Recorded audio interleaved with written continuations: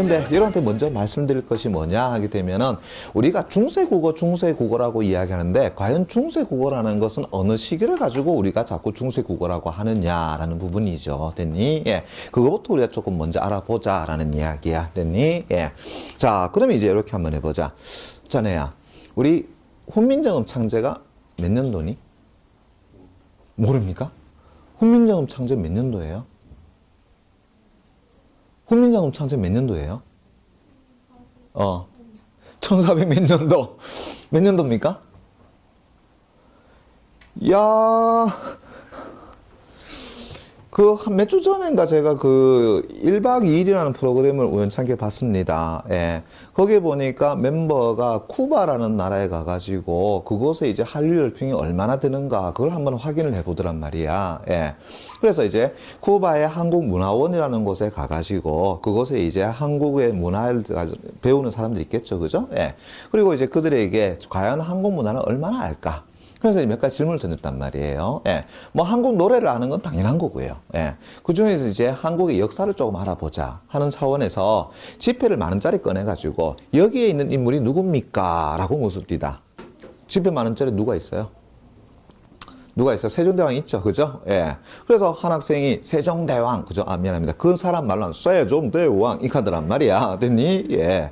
그랬더니 옆에 있는 한 친구가 한글 창제 이랬단 말이야. 됐습니까? 그래서 이제 스태프 깜짝 놀랐어요. 세종대왕을 아는 것도 굉장히 기특한데 그 사람이 한글을 창제했는 것까지 아는 것도 굉장히 기특하더라.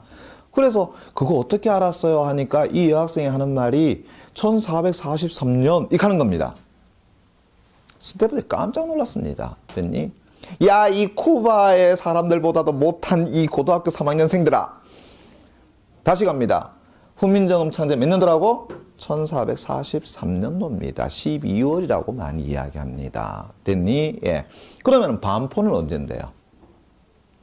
자, 미치겠죠, 그죠? 잘 보세요. 자, 우리가 시기적으로 조금만 이야기해보자. 됐니? 예. 1443년에 우리가 훈민정음 창제, 한글 창제라고 이야기하고, 반포는 1446년, 이렇게 이야기합니다. 이제 이해되겠니? 예. 자, 그 다음 또 하나 물어봅시다. 여기서 1592년이라고 이야기해보자. 1592년 하게 되면 여러분들은 쿠바 사람 못 나오니까 이제는 알겠지. 자, 어떤 해입니까? 그렇죠? 임진왜란 발발해다라고 이야기할 수 있겠죠. 됐니? 예. 자, 그 다음에 제가 여기다가 1894년이라고 적어볼게요. 그럼 1894년은 뭔데요? 1894년은요? 뭐라고? 1894년. 옛날에 내가 우리 학생들한테 이 질문을 하잖아요. 그러면 학생이 뭐라고 하는지 알아요? 저 자연계인데요. 이지랍니다. 됐니? 예. 그때는 자연계 학생들 한국사 공부를 안 했으니까. 됐어? 그 다음에 인문하는 학생에게 야, 몇 년도야? 했더니만 저 한국사 아닌데요. 이지랍니다. 됐니? 예. 근데 선택하고 뭔데요? 한국지리요. 이지랍니다. 됐니? 예. 근데 지금은 관계없잖아요. 한국사는 필수 과목이니까. 그럼 다시 1894년 몇 년 뭐야? 아시는 분 없어요? 가보개혁이라고 이야기하죠. 됐니? 예. 1894년도는 가보개혁입니다. 다시요. 그러면은 자, 1896년은 뭘까요? 이걸 아는 사람은 정말 대단한 사람인데 1896년도에 우리나라에서 큰 역사적 사건이 하나 있었다. 그것도 국어사라고 하는 부분에서 뭘까?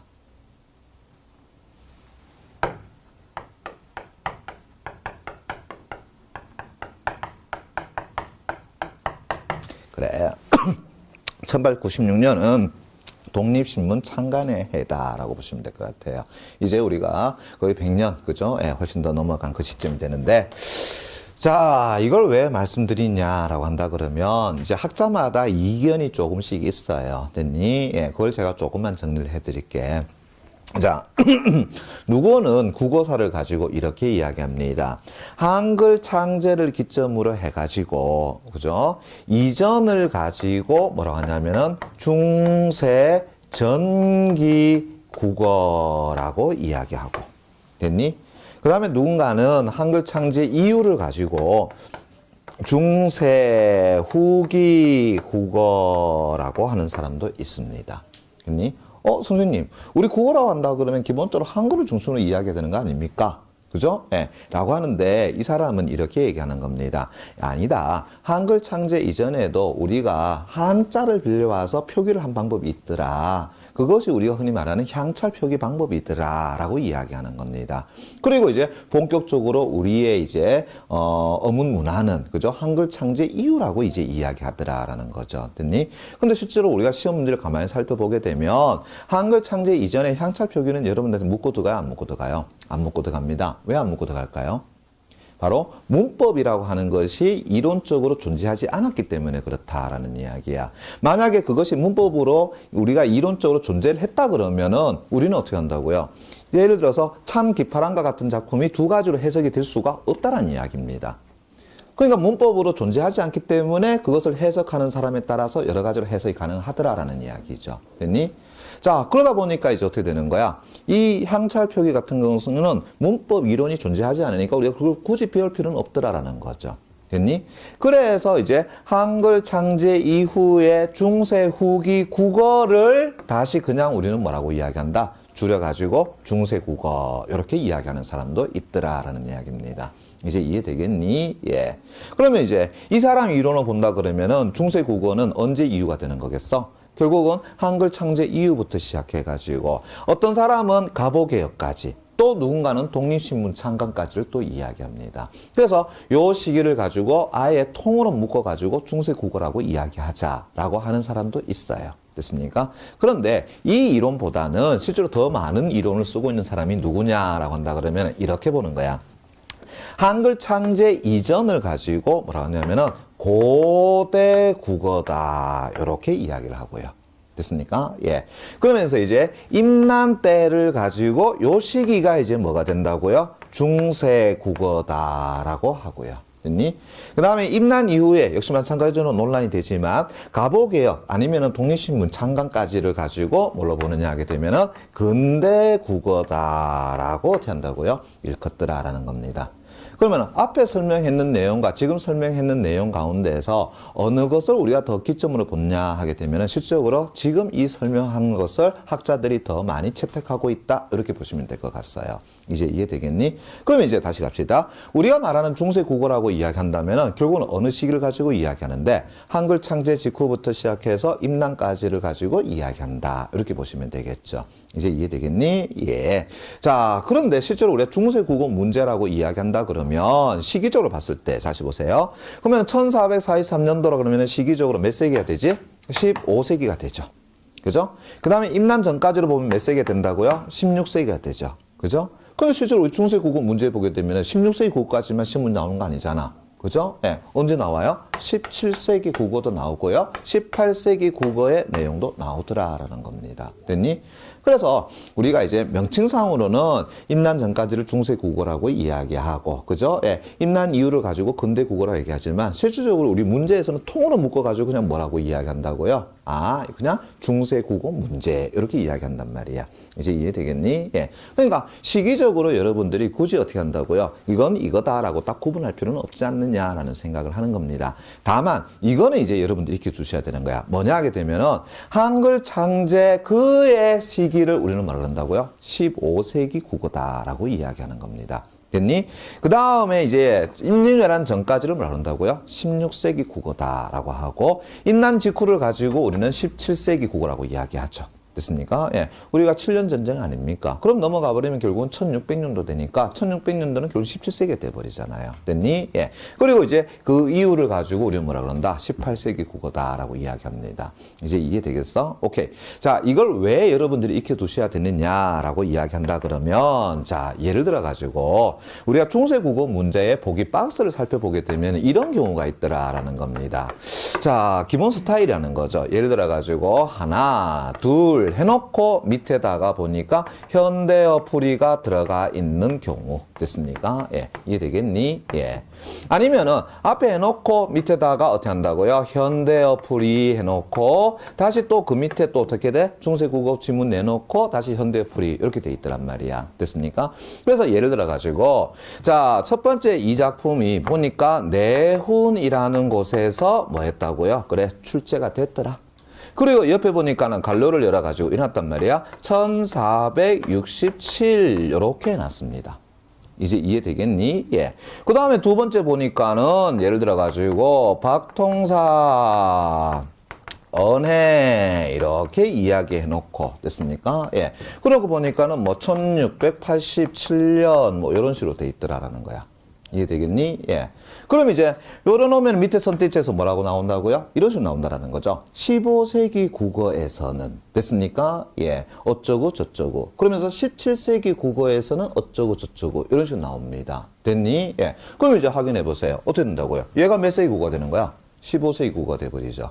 얘가 몇 세기 국어가 돼버리는 거예요? 17세기 국어가 돼버리죠. 됐습니까? 예. 그런 식으로 묻고 들어가기도 하는데 또 누군가는 이렇게 얘기합니다. 중세 국어에서는 어쩌고 저쩌고 그런데 근대 국어에서는 어쩌고 저쩌고 이렇게 이야기합니다. 됐니? 그러면 중세 국어는 어느 가 되겠어? 얘를 가지고 이야기하는 것일 거고요. 그죠? 근대 국어는 어떻게 된다고요? 얘를 가지고 이야기하는 거다. 이렇게 보시면 되겠죠. 이제 이해되겠니? 그러니까 여러분들이 그에 대한 명확한 시기 개념이 안 잡혀 있으니까 밑에 선택지에서 말을 하는 것에서 내가 뭐를 봐야 될지를 잘 모르더라라는 이야기입니다. 이제 이해되겠니? 오케이. 그럼 이제 명확하게 여러분들 잡아주셔야 되는 거죠. 됐습니까? 예. 그러면서 잊지 마세요. 15세기 국어라고 이야기한다면 그건 딱 하나야. 뭐냐라고 한다 그러면은 바로 훈민정음 창제 됐습니까? 예. 직후라고 이야기합니다. 그걸 여러분들이 알아두셔야 된다라는 거야. 이제 이해되겠어? 자, 예를 들어가지고, 자, 오늘날 우리가 쓰지 않는 자음이 15세기 국어에는 4개가 있었습니다. 기억나나, 혹시? 예. 어떤 것이 있지? 자, 여기 뭐가 된다고요? 반치음, 이렇게 될 거고요. 됐습니까? 예. 그 다음에 옛히읗, 됐습니까? 여린 이영, 됐나? 그 다음에 요걸 뭐라고 이야기하지? 순경음, 비읍 이렇게 이야기하죠. 맞습니까? 예. 그러면 이런 얘기하는 거야. 순경음, 비읍은 15세기에 소멸되었다. 이렇게 이야기합니다.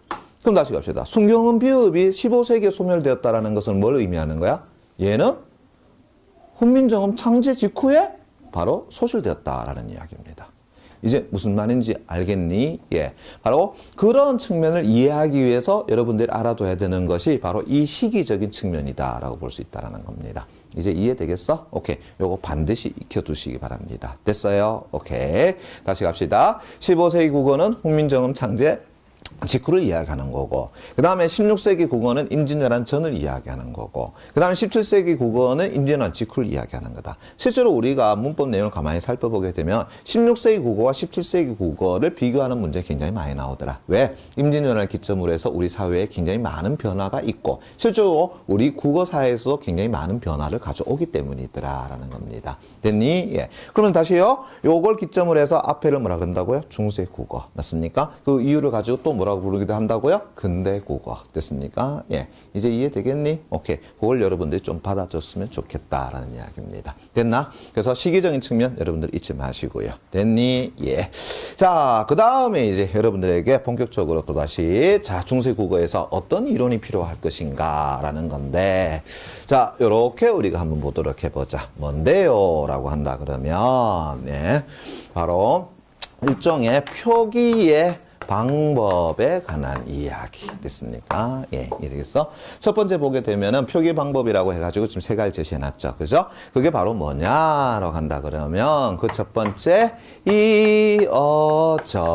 이어적기 그죠? 예, 그 다음에 거듭적기 그 다음에 끊어적기라고 하는 것이 일종의 표기 방법상에서 존재하더라. 자, 뭐 여러분들 이 정도는 다 아시겠지만, 자, 다시 이어적기를 조금만 더 어려운 말로 해보자. 뭐라고 이야기한다고? 연철표기라고 이야기하죠. 됐니? 예. 연철표기라고 이야기한다. 왜 그러느냐? 여기에 있는 연자를 우리가 한자로 쓰게 되면 어떻게 쓰는데? 아, 요렇게 쓰더라. 이때 연자가 무슨 연자인데? 라고 한다 그러면은 이을 연자라고 이야기해요. 그래서 뭐 했다고요? 이어 적었더라 라는 겁니다. 그걸 우리가 이어 적기라고 이야기해. 그럼 예를 들어서 우리가 자, 소학 언어에 보게 되면은 이런 구절이 있어. 예. 몸이며 됐습니까? 예. 살은 어떻게 한다고요? 부모께 어떻게 한다고? 받은 것이라. 이렇게 된단 말이야. 됐니? 예. 그런데 이제 이런 식이 된단 말이죠. 소학원의 초간본을 살펴봤더니만은, 소학원의 초간본을 살펴봤더니만은, 요래 됐더라. 몸이며, 됐습니까? 예. 사란. 이런 식으로 돼 있단 말이지. 됐니? 예. 자, 그러면 시험 문제에서는 어떻게 나오느냐 그러면은 요거 두 개를 묶어 가지고 보기 박스에다가 지시를 하더라라는 이야기입니다. 됐니? 그리고 이제 밑에 있는 건 얘는 뭐라고 해놨어? 위에다가 역시 현대어 풀이 이렇게 되어 있고요. 됐습니까? 예. 얘는 옆에다가 보니까 소학언해 이런 식으로 어떻게 제시가 되어 있더라라는 거지. 그러니까 시험 문제에서 뭘 묻고 들어가요? 아하, 이 소학언해에서는 이어적기 방식을 어떻게 취하고 있다. 이런 식으로 묻는다라는 거지. 그걸 어떻게 할 건데? 이제 가만히 살펴보니까 현대국어에 보니까는 몸이며라고 돼 있는 것이, 그죠? 예. 어디에서는요? 소학언에 보니까는 몸이며라고 돼 있더라. 그럼 결국 뭔데요? 아, 받침으로 와야 될 미음이 됐나? 예. 뭘로? 몸으로 시작하는 형식 형태소에 갖다 붙었던 형태가 돼버리더라라는 거죠. 그래서 요걸 가지고 우리는 뭐라고 이야기한다? 연철 표기 이어적기 방식이었더라. 이렇게 얘기하는 거 아니겠니? 이제 이해되겠어? 그러니까 결국은 설명을 다 해주는데 그 설명의 개념을 모르니까 여러분들이 놓치고 들어갔더라라는 거죠. 됐습니까? 예. 근데 이어적기는 이제 잘 알 거야, 이거. 됐어? 자, 그 다음에 이제 거듭적기는 뭔데? 라고 한다 그러면 거듭이라는 건 한 번 더라는 것이죠. 됐니? 그러면 거듭적기는 다른 말로 조금 어려운 말로 뭐라고 이야기하는데? 라고 한다 그러면은 무거울 중자를 써가지고 우리가 중철표기라고 이야기합니다. 자, 그런데 이때 중자는 무거울 중자라고 했지만 실질적으로는 어떤 뜻도 가지고 있느냐 하게 되면은 겹치다, 포개다라는 의미도 가지고 있어요. 그래서 여러분들 중첩되다 이런 말 쓰잖아. 됐습니까? 예. 그래서 중철표기라고 한다라는 것은 한 번 썼는 것을 또 한 번 어떻게 한다고요? 써준다라는 이야기입니다. 왜 그러냐 하게 되면은 요거 이제 잠깐 볼게요. 자, 여기에 있는 미음은 됐습니까? 예, 미음은 원래는 어떻게 한다고요? 앞 음절의 종성에 가져야 되는 거죠. 됐습니까? 예. 그래서 이제 서서히 얘가 지 위치로 찾아가게 되는 거야. 됐어? 예. 그러니까 이제 되겠죠? 찾아가 보니까 몸 이렇게 되지 않겠니? 그죠? 그런데 이 미음의 음가를 완전히 앞으로 즉 다시 한다면 100% 전해줬느냐 하게 되면 그렇지는 않더라라는 이야기입니다. 그건 한 60, 70%의 음가만 전해주고 30, 40%의 음가는 아직 뒤에 어떻게 한다고요? 남아있더라라는 거죠. 그래가지고 그걸 만약에 우리가 표기상으로 요렇게 해버리면 정말 이상한 표기가 돼버리겠죠. 됐니? 예. 그리고 실제로 이렇게 표기할 수가 없잖아요. 그죠? 예. 그러다 보니까는 이 30%의 표기를 가지고 다시 어떻게 한다고요? 써주자라고 이야기한 겁니다. 이제 이해되겠어?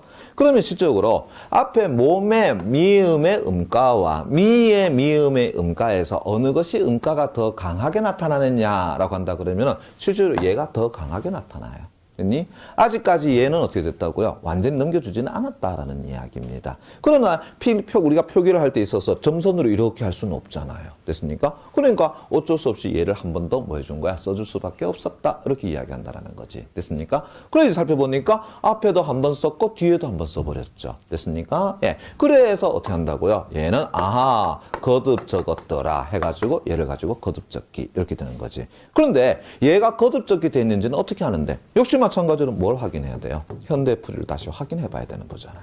됐습니까? 예. 자, 그런 다음에 이제 어떻게 된다고요? 여기 뒤에 있는 음가를 이제 앞으로 완전히 어떻게 된다고요? 옮겨줘 버렸습니다. 그러면 더 이상 얘는 이제 있을 수가 있어 없어? 없죠. 그러니까 결국은 이제 마지막으로 어떻게 한다고요? 요렇게 표기가 되더라라는 겁니다. 됐어? 그래서 어찌 본다 그러면은 우리가 칼로 무 자르듯이 확 잘라버리는 형태가 돼버리겠지. 그래서 맨 마지막 끊어적기라고 이야기하는 거야. 그걸 가지고 우리가 조금 더 한자로 얘기한다면 뭐라고 한다고요? 어려운 말로 하면은 분철표기라고 하는 거야. 이때 분이라는 게 뭐냐 하게 되면 이제 확실하게 뭐 해줬다고요? 끊을 건 끊어줘 버렸더라라는 이야기입니다. 이제 이해되겠니? 이해되겠어요? 오케이. 그럼 다시 갑시다. 표기 방법의 변화는 어떤 식으로 이루어졌다고요? 이런 식으로 이루어졌다라는 거죠. 됐니? 예. 그래서 이어적기 방식에서 거듭적기 방식 그리고 다시 어떻게 한다고요? 끊어적기 방식으로 이루어져 있더라라는 거죠. 됐습니까? 예. 됐나? 그러면은 요거 잠깐 볼게요. 예, 뭐 그런 문제 나오지는 않겠지만 제가 예로서 조금만 쉽게 한번 가보자. 무슨 얘기냐라고 한다 그러면 됐습니까? 예. 아들이 딸을 이런단 말이야. 됐습니까? 그럼 물읍시다. 여기에서는 지금 이어적기와 거듭적기를 이어적기와 거듭적기를 혼용해 사용하고 있다. 맞아, 안 맞아? 맞죠? 밑에 어떻게 확인해 봐야 돼요? 현대 보게 되면 아들이 딸을 이렇게 된단 말이지. 됐니? 그리고 살펴보니까 어떻게 돼요? 아, 여기 있는 리을은 앞에 뭘로 들어갔다고요? 종성의 받침으로 들어갔고. 맞습니까? 예. 그 다음에 얘도 보니까는 들어갔는데 뒤에 보니까 아직까지 하나가 뭐 한다고요? 살아있더라. 이래 될 거 아이가. 항상 뭐하고 비교해 봐야 돼요? 현대 후리하고 비교를 해봐야 된다라는 이야기입니다. 이해되겠니? 그래주면은 앞에 나와 있는 얘들은 찾아주기가 굉장히 수월할 거다라고 이야기할 수 있어. 됐습니까? 예. 그래서 다시 이어적기, 거듭적기, 끊어적기라는 거 여러분들 반드시 확인을 해 주시고요. 자, 그 다음에 또 한번 가보도록 해보겠습니다. 자, 요거 한번 물어봅시다. 예.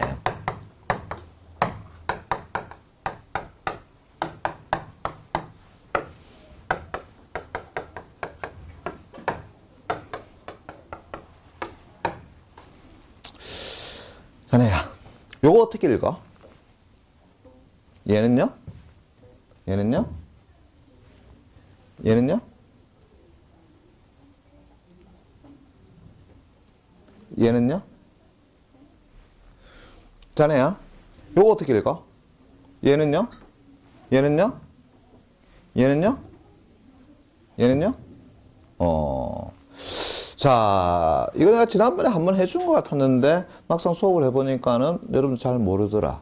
자, 이게 무슨 얘기냐라고 한다 그러면 지금 우리는 오늘날은 쓰지가 않죠. 그죠? 예. 오늘날은 우리가 두 개의 자음을 묶어 쓰는 것은 어디밖에 없어요? 실제로 겹받침밖에 없어요. 됐습니까? 즉, 종성에서는 그래 쓴단 말이야. 그죠? 예. 초성에서는 이래 안 쓰죠. 그죠? 예. 그런데 중세 국어에서는 이렇게 썼습니다. 근데 이제 얘들을 가지고 뭐라고 얘기하냐 그러면은 자음의 물이라고 해가지고 우리가 자음군이라고 이야기한다는 거죠. 됐니? 예. 그러면서 이제 초성에서 그걸 사용해가지고 얘들을 가지고 뭐라고 부른다고요? 어두의 자음군이라고 이야기하는 겁니다. 됐니? 예. 다시 갑시다. 지금 얘들은 전부 다 어두의, 다시 한다면은 말의 앞에 뭐가 붙어 있다고요? 자음의 군. 이때 군이라는 것은 무리를 이야기하는 거야. 됐니? 예. 그래서 어두의 자음의 무리가 붙어 있는 케이스가 돼. 됐죠? 그런데 이제 다시 각각의 것들을 뭐라고 이야기하느냐라고 한다 그러면 이거는요. 자, 자음군의 첫 번째 것이 됐습니까? 항상 그 자음군의 계열을 이야기하는 거야. 그럼 얘는 무슨 계열이라고요? 시옷계 어두자음군 이렇게 이야기하는 겁니다. 그럼 얘도 어떻게 된다고요? 시옷계 어두자음군이 되겠죠. 됐습니까? 왜? 이래 돼 있으니까. 됐니? 예. 얘도 어떻게 된다고요? 역시 시옷계 어두자음군 이렇게 되는 겁니다. 됐습니까? 그럼 다시 갑시다. 얘는 어떻게 된다고요? 자, 얘는 비읍계 어두자음군 이렇게 이야기하는 겁니다. 됐어? 예. 자, 그 다음에 얘 역시 마찬가지로 어떻게 된다고요?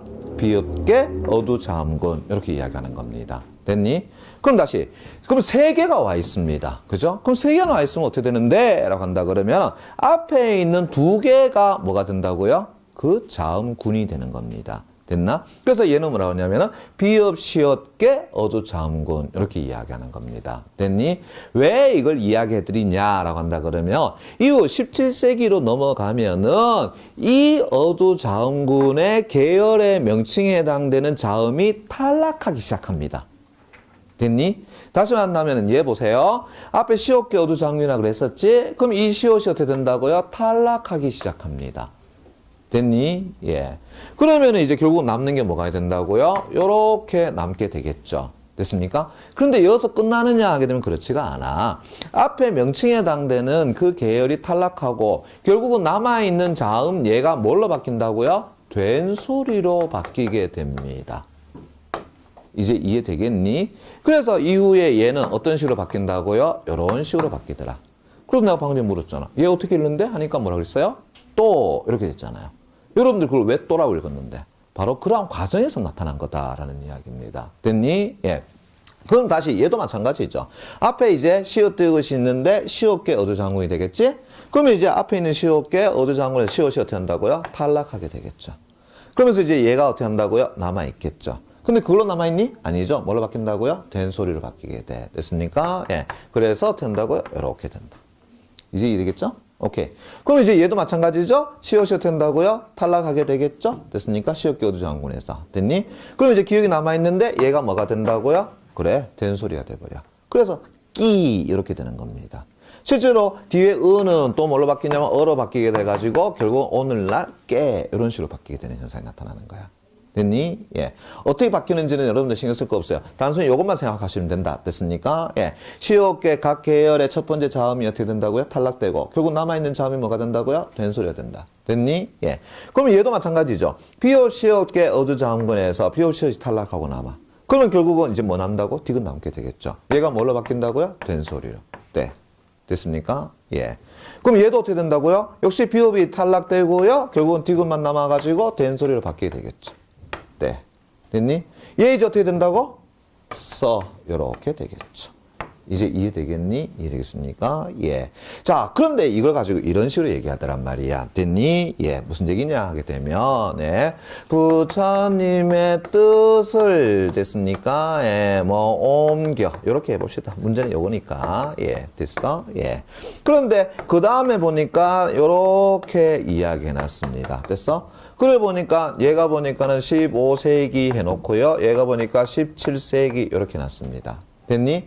그러면서 이제 얘한테 묻게 되는 거죠. 무슨 얘기냐 하게 되면은 15세기 국어에서는 하병병서를 사용한 데 비해서 17세기 국어에서는 각자병서 사용했다. 이런 식으로 묻습니다. 그럼 이제 뭘 모르면 안 되는 거야? 결국은 하병병서가 뭔지 각자병서가 뭔지 그거 모르면 안 되는 현상이 나타나 버리죠. 됐습니까? 예. 이제 이해되겠니? 예. 지금 제가 한 글자만 가지고 이야기해서 그렇지 실제로 문장에서 쭉 내주면 여러분들이 뭘 봐야 될지 잘 모르잖아요. 그죠? 예. 그래서 이제 설명하는 것 잘 보세요. 바로 이 부분입니다. 예. 각자 병서라고 일컬어지는 것과 됐습니까? 예. 하병 병서라고 일컬어지는 것. 과연 얘들이 어떤 것을 의미하는가라는 거지. 그러면 각자 병서는 우리가 이렇게 얘기할 수 있어. 각이라는 것은 제각각 할 때 각이고요. 자라는 것은 글자. 그래서 각각의 글자를. 병이라는 것은 우리가 나란히, 서라는 것은 쓰다 이런 뜻을 가지고 있어. 그러니까 각각의 글자를 어떻게 한다고요? 나란히 쓰다. 각각의 글자를 나란히 쓴다 하니까는 또 이상하지. 그죠? 그래서 쉽게 그냥 외우세요. 뭐라고 하냐 그러면 각자 병사는 오늘날 어떤 표기라고? 된소리 표기다. 이렇게 그냥 외워주시기 바랍니다. 이해되겠습니까? 예. 다시요. 각자 병서는 오늘날 된소리 표기 방법이다. 이렇게 외워주면 여러분들 쉽게 이해할 수 있을 것 같아. 됐나? 예. 그럼 이제 합병병서는 뭔데요? 라고 한다면은 합이라는 것은 말 그대로 합쳐서 됐습니까? 예. 용이라는 것은 사용해서 됐나? 병이라는 것 역시 마찬가지로 나란히 서라는 것은 써가다 이런 거야. 그래서 합쳐서 나란히 써가더라. 요게 이제 바로 뭐냐 하게 되면은 좀 더 쉽게 이야기하자면 결국은 이래 되겠죠. 자음군에 속한다. 이렇게 보시면 돼요. 이제 이해되겠니? 이해되겠어? 그럼 이제 봐봐요. 자, 여기에서 뭘 사용했다고요? 하병병서를 사용했죠. 됐습니까? 근데 이후에 뭘 사용했다고요? 각자병서를 사용했죠. 이제 이해되겠니? 예. 아니면은 이래 볼까요? 예. 뜻을 어쩌해 놓고 쭉 내려가서 다시 뜻을 어쩌고 저쩌고 이래 놓고 다시 15세기 이렇게 놨습니다. 됐나? 예. 이건 뭐 되지도 않겠지만 예를 들어서 16세기 이렇게 해볼까요? 예. 자, 그럼 이래 되겠네요. 자, 16세기 국어에서는 됐니? 예. 요걸 현대풀이 또 해줘야 됩니다. 뭐라 하냐면은 뜻을 어쩌고 저쩌고 얘도 뜻을 어쩌고 저쩌고 이렇게 해줘야지만 가능한 표현입니다. 문제에서요. 예. 자, 현대풀이 나오죠. 됐니? 그래서 가만히 살펴봤더니만은 16세기 국어에서는 각자병서와 하병병서를 혼용해 사용하고 있더라. 이제 이 말 이해되겠니? 예. 왜요? 오늘날 현대풀이 보니까는 같은 의미를 가지고 있는 단어인데, 맞죠? 예. 근데 얘는 보니까 이렇게 쓰고 있고, 얘는 보니까 이렇게 쓰고 있더라라는 거 아니겠어? 됐니? 예. 그리고 살펴보니까 얘는 뭘 사용하고 있더라? 각자병서 사용하고 있고, 얘는 뭘 사용하고 있더라? 하병병서 사용하고 있더라. 이렇게 되는 거 아니겠니? 이제 이해되겠니? 오케이. 그래서 각자병서의 개념과 하병병서의 개념만 또 익혀두시면 됩니다. 됐어요? 예. 선택지에서 그렇게 묶고 들어갑니다. 또 나머지 건 다 설명해 주는 겁니다. 됐니? 예. 자, 그 다음에 이제 마지막 세 번째. 요거 하면은 이제 중세국어도 다 해결됐다 싶습니다. 됐니? 자, 뭐냐라고 한다 그러면, 종성의 표기 방법이라고 이야기해 봅시다. 됐습니까? 예. 자, 종성은 우리가 어떻게 쓸 건데, 이렇게 이야기할 수 있다는 거지. 예. 자, 100% 이론적으로 맞는 이야기는 아닙니다만, 여러분들이 조금만 더 쉽게 이해하기 위해서 제가 뻥 좀 조금 치겠습니다. 됐나? 그렇다고 그 뻥이 완전 거짓말은 아니니까 걱정하지 마라. 됐니? 예. 자, 무슨 얘기냐 하게 되면은, 종성의 표기 방법은, 됐니? 예. 진화의 과정을 거치더라라는 이야기입니다. 됐어? 예. 그러면 이제 15세기 국어에서 15세기 국어라 그랬으니까 언제를 이야기한다고? 바로 한글 창제 직후를 가지고 이야기하는 거야. 됐니? 예. 그럼 다시요. 15세기 국어에서 종성은 어떤 식으로 썼는데? 라고 한다 그러면 자, 요거 한번 읽어보시기 바랍니다. 무슨 얘기일까?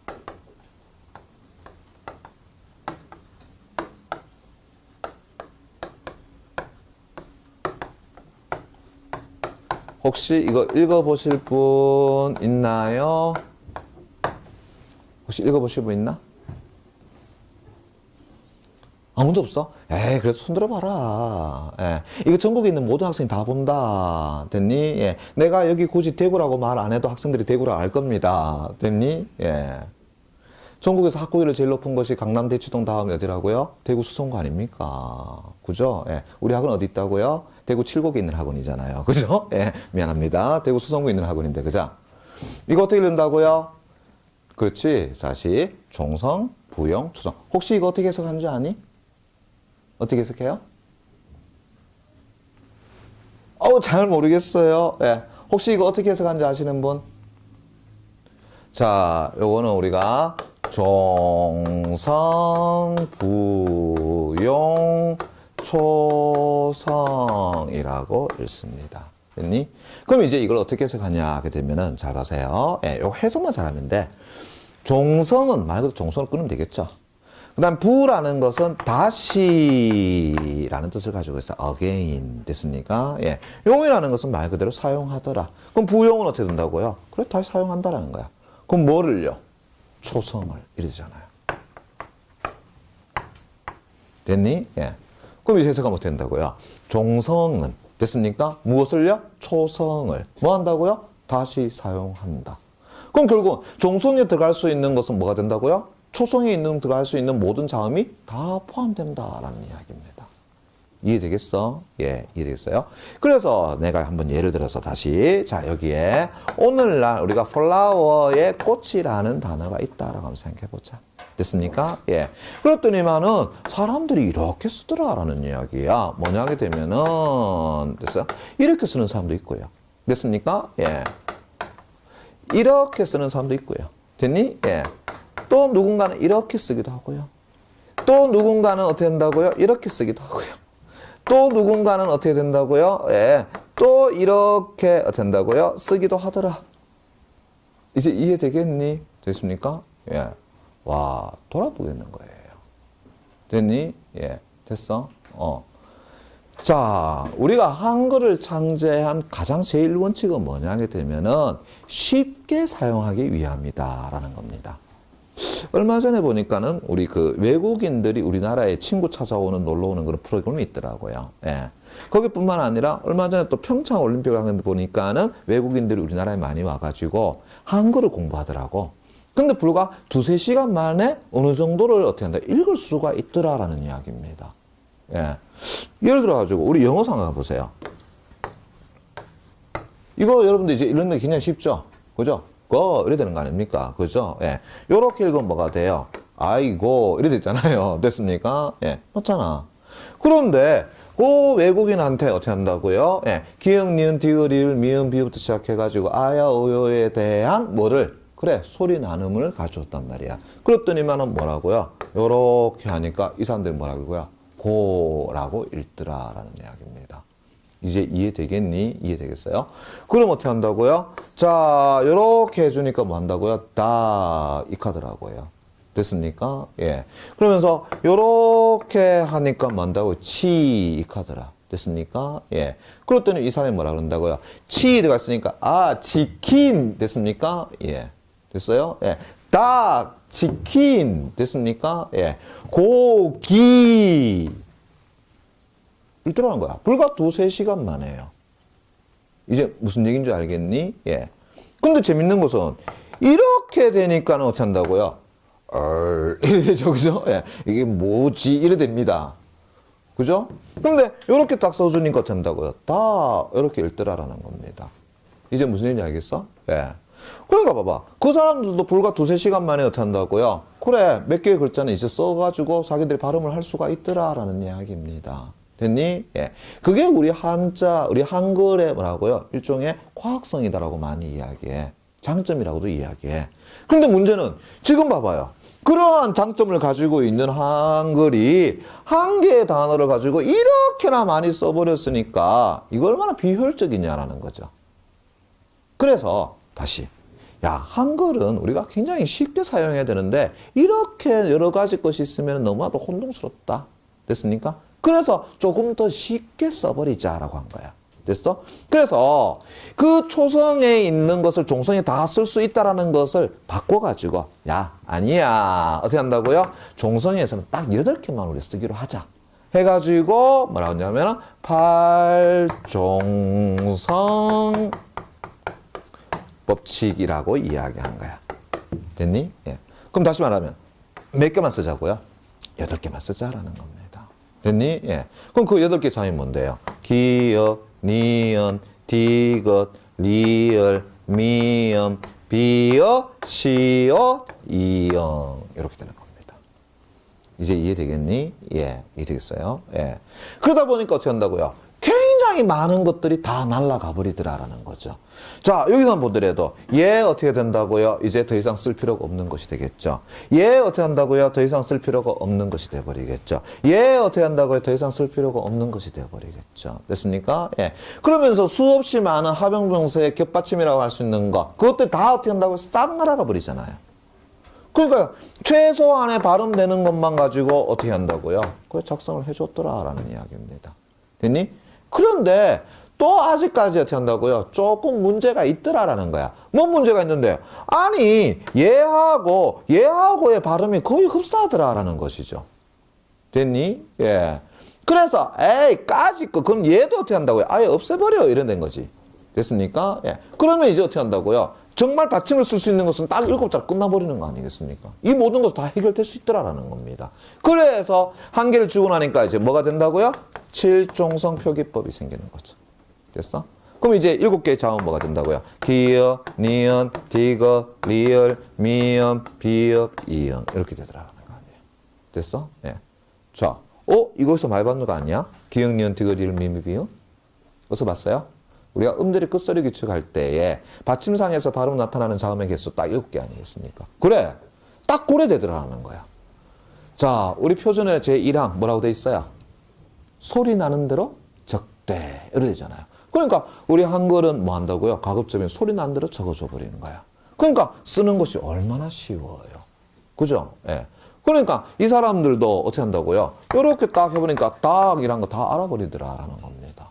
이제 이해되겠니? 밥 알더라라는 겁니다. 시 알더라는 겁니다. 땅 알더라는 겁니다. 간판을 읽을 수가 있더라라는 겁니다. 이제 이해되겠니? 그런데 이제 겹받침이 들어가 보니까 된다고요? 헷갈려 하더라. 그죠? 예. 됐니? 예. 그럼 다시 보세요. 이렇게 해서 7개의 자음만 쓰기로 했어. 그런데 이제 또 문제가 생기죠. 쓰는 데는 이제 굉장히 편해. 됐습니까? 예. 쓰는 데는 굉장히 편하죠. 7개의 것만 종성에 쓰면 되는 거니까. 근데 이제 문제는 이래 되는 거죠. 예를 들어가지고. 자, 이제 한번 보세요. 자.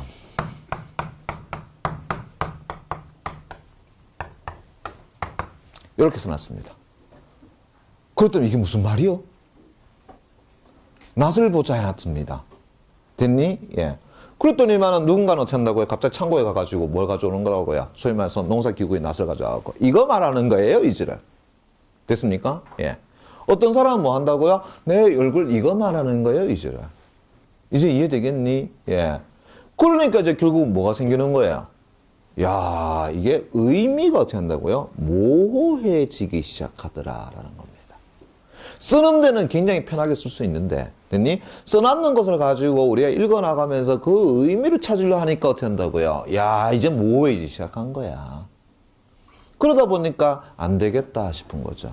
그래서 이제 다시 어떻게 쓰자고요? 그래, 의미를 밝혀 쓰자라고 이야기한 거야. 자, 그래서 다시 우리 표준어 규정 첫 번째 뭐라고 한다고요? 소리 나는 대로 적되 원형을 밝혀 적는다. 이렇게 얘기하잖아요.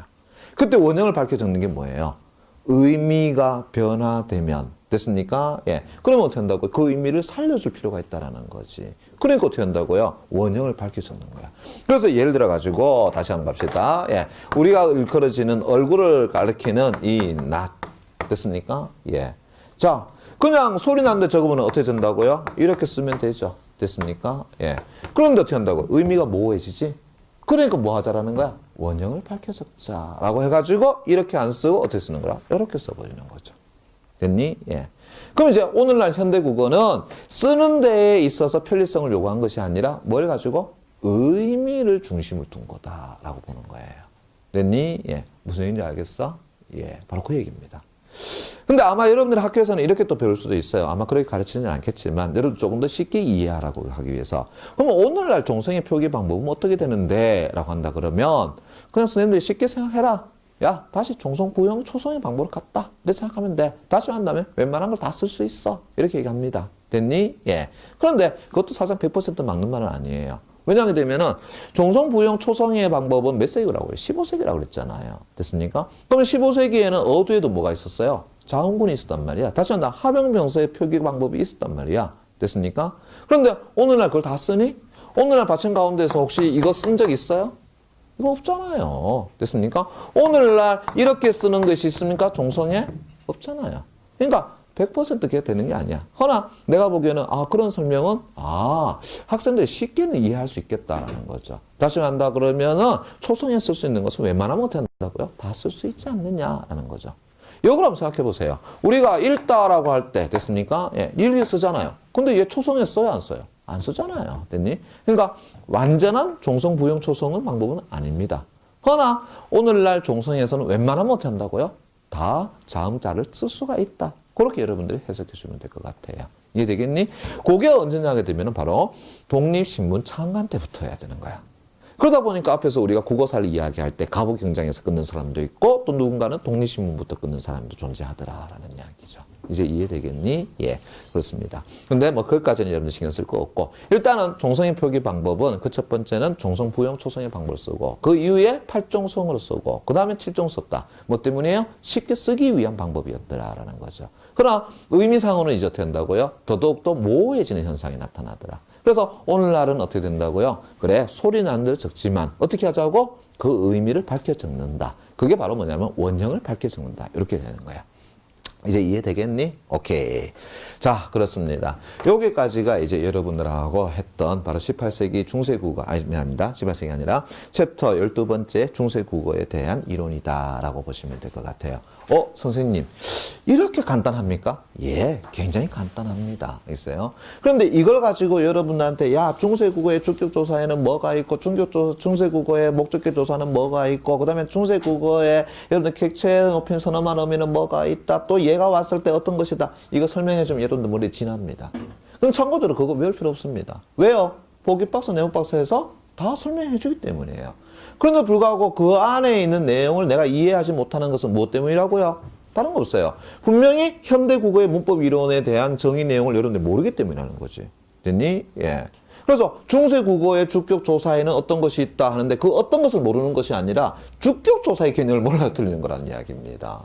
됐니? 예. 됐어요? 그러니까 중세국어 문제가 나왔을 때 여러분들은 가르쳐주지 않았던 몇 가지는 제가 지금 다 가르쳐드렸고 나머지는 결국은 설명은 현대국어의 문법 이론 가지고 설명할 수밖에 없어요. 그걸 여러분들이 정확하게 익혀놓는 것이 제일 중요하다. 이렇게 보시면 될 것 같습니다. 됐니? 예. 실제로 문제 풀어보게 되면 그 이상의 것도 사실상 없습니다. 됐나? 예. 그렇게 보시면 될 것 같아요. 자, 그러면은 이제 우리가, 그죠? 예. 요거를 실전으로 들어가서 문제를 통해가지고 좀 봐야 되는 부분이 있겠죠? 예. 몇 페이지를 펴시냐 하게 되면은 여러분들 교재 70페이지를 펼쳐주시면 되겠습니다. 교재 안 가져왔니? 안 가져왔어? 그럼 이거 가져가거라. 예. 자, 됐습니까? 예. 여기, 이 앞에 봅시다. 나와 같이 봅시다. 예. 일로 오세요. 예. 오늘은, 어제는 내가 뭐 학생한테 책을 줘가지고, 내가 그 옆에 앉아가지고 같이 봤습니다만, 그래도 오늘은 촬영 중이잖아요. 그죠? 예. 여기 앉으세요. 됐나? 예. 자, 여기 앉아가지고, 좀, 여기 이쪽에 오세요. 예. 이쪽에 오세요. 예. 앞에 얼굴 한번 저 비춰주고, 됐습니까? 예. 자, 봅시다. 예. 자, 70페이지 문제 설명을 들어가기 전에 제가, 제일 첫 시간에 했던 이야기를 다시 한번 좀 할까 싶습니다. 무슨 얘기냐 하게 되면, 문법 문제를 여러분들이 왜 어려워하느냐, 왜 틀리느냐. 자, 그 틀린 이유는 제가 몇 가지가 있다고 했어요? 두 가지가 있다고 했었죠. 그죠? 예. 이거는 뭐 마찬가지일 거예요. 어떤 문제든 간에. 문법 문제를 왜 틀리냐? 결국 두 가지 때문에 그래요. 하나는요, 몰라서요. 또 하나는요, 실수해서요. 됐습니까? 예. 그 두 가지입니다. 그런데 뭘 모르는 데가 문제가 되는 거야. 자, 예를 들어가지고 다시 한번. 자, 우리가 문법 문제 기본적인 걸 잠시만 좀 살펴볼게요. 자, 이런 식으로 돼 있더라라는 거지. 자, 여기에 이제 보기가 늘 주어집니다. 됐습니까? 보기 늘 주어져요. 그리고 그 보기 내용을 가만히 살펴보게 되면, 그죠? 예. 일종의 어문 규정이라고 일컬어지는 것, 아니면은 어법이라고 일컬어지는 것, 그것에 대한 정의, 설명이 다 제시가 되죠. 됐니? 예. 아니면은 거기다가 예시까지도 어떻게 한다고요? 플러스 해가지고 제시되는 경우도 많고요. 아니면은 아예, 됐습니까? 그냥 예시만 어떻게 한다고요? 제시되는 경우가 있더라. 됐죠?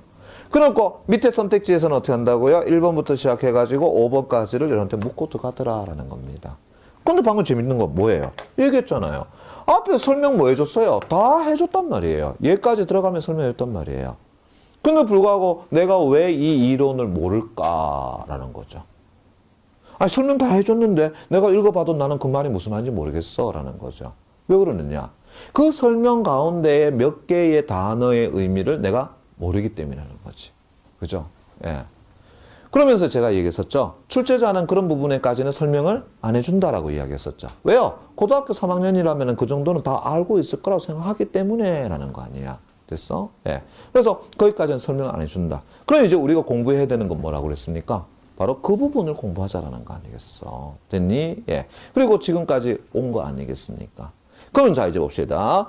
그러면 이제 그 어문 규정의 설명 가운데 잘 모르겠다. 다시 한다면 출제자가 설명해주지 않는 부분 우리가 다 익혔으면은 이제 이것에 대한 설명 내용이 이해가 돼야 안 돼요? 이제 이해가 되는 거죠. 됐습니까? 예. 그러면 이제부터 해야 될 작업이 뭔데요? 바로 그 설명 내용 정의를 바탕으로 해서 밑에 선택지를 하나하나 차고 들어가는 겁니다. 이해되겠니? 예. 하나하나 차고 들어가는 겁니다. 그래서 자, 그런데 이제 또 왜 틀릴까요? 왜 틀릴까요? 두 번째죠. 실수. 근데 실수 왜 하는데? 상대방을 너무 만만해서 봐서 그래요. 됐니? 예, 너무 만만하게 봐서 그런 거야. 됐어? 예를 들어가지고 이런 거 봅시다. 됐니? 예. 자네 싸움 좀 하니? 못합니까? 자네 싸움 좀 하니? 못합니까? 자네는? 싸움 좀 하니? 못해요? 예. 자네는 어떤 너? 좀 싸움 좀 하니? 아, 못해요? 자네는 좀 싸움하니? 하이, 얘들 왜, 자네는 좀 싸움하니? 자랑이다, 진짜 아주 그냥, 나는 싸움 좀 합니다. 됐니? 예, 나는 싸움 좀 해요. 예. 자, 그래서 예를 들어가지고, 이래 봅시다. 예, 길거리를 가는데 누군가 어깨를 툭 칩니다. 됐습니까? 예, 갑자기 화가 나죠? 그죠? 예. 그래서 상대방을 탁 봅니다. 근데 상대방이 어떻게 한다고요? 소위 말해서 거인이야. 됐습니까? 예. 그러면, 아유, 죄송합니다. 이거죠. 그죠? 예. 됐니? 예. 일단은 그때 내가 36개 주랭날 쳐야 돼요. 그죠? 예. 씨발, 네가 뭔데? 이렇게 하면 어떻게 된다고요? 맞아 죽어요. 그죠? 예. 그런데 어떻게 한다고요? 딱 어깨 붙였는데 어떻게 보니까 어떻게 한다고요? 내하고 뭐 책이구나 아니면 뭔가 좀 비슷해. 됐습니까? 그럼 뭐 한다고요? 한번 싸워볼만 하다라는 거야. 됐어? 아이, 이 사람아, 어깨 쳤으면 미안하다고 해야 될 거 아이가. 그죠? 그럼 상대방이 씨발, 미안하다 그런 건 같은데 니는 왜 또 반말인데 이거 할 거 아닙니까? 그죠? 그럼 이제 어때요? 자, 우리 한번 현타해보자, 씨발. 그죠? 예. 됐니? 예. 그런단 말이야. 예. 자, 그러면 이제 나는 어떻게 한다고? 상대방이 만만하니까 나도 이제 어떻게 한다고? 최선을 다하는 거잖아요. 그죠? 예. 씨발, 그래. 오자. 됐습니까? 예. 맞잖아요. 그러면은 나는 이 싸움에서 최선을 다하기 때문에 사실상 질 일은 별로 없을 거예요. 그런데, 자, 이랬단 말이에요. 자, 상대방이 턱 돌쳤습니다. 탁 보니까, 딱 키도 작고 더 몸도 호려하는 것이 이거 그냥 한 주먹감이야. 됐습니까? 예. 그럼 어떻게 한다고? 야, 이 개씨, 좀 이해나 할 거 아니야. 그죠? 예. 그럼 상대방이 어떻게 한다고요? 그런데 갑자기 이런 씨 덩치면 사만한 게 이런단 말이야. 하! 그러면 한번 해볼까? 이 칸 순간 어때요? 나 한 대 막 죽고 떨어집니다. 왜요? 너무나도 쉽게 접근해야 되기 때문에. 앞에 있는 사람이 내하고 싸워볼 상대라 그러면 어떻게 한다고요? 와, 그럼 나 이제 준비하죠. 상대방이 어떤 공격을 해올지 모르니까. 그렇죠? 방어로도 해놓고. 근데 상대방을 너무 만만하게 봤어. 그러면 어떻게 된다고? 야, 준비가 나왔는데 이런 식한 순간 어떻게 한다고요?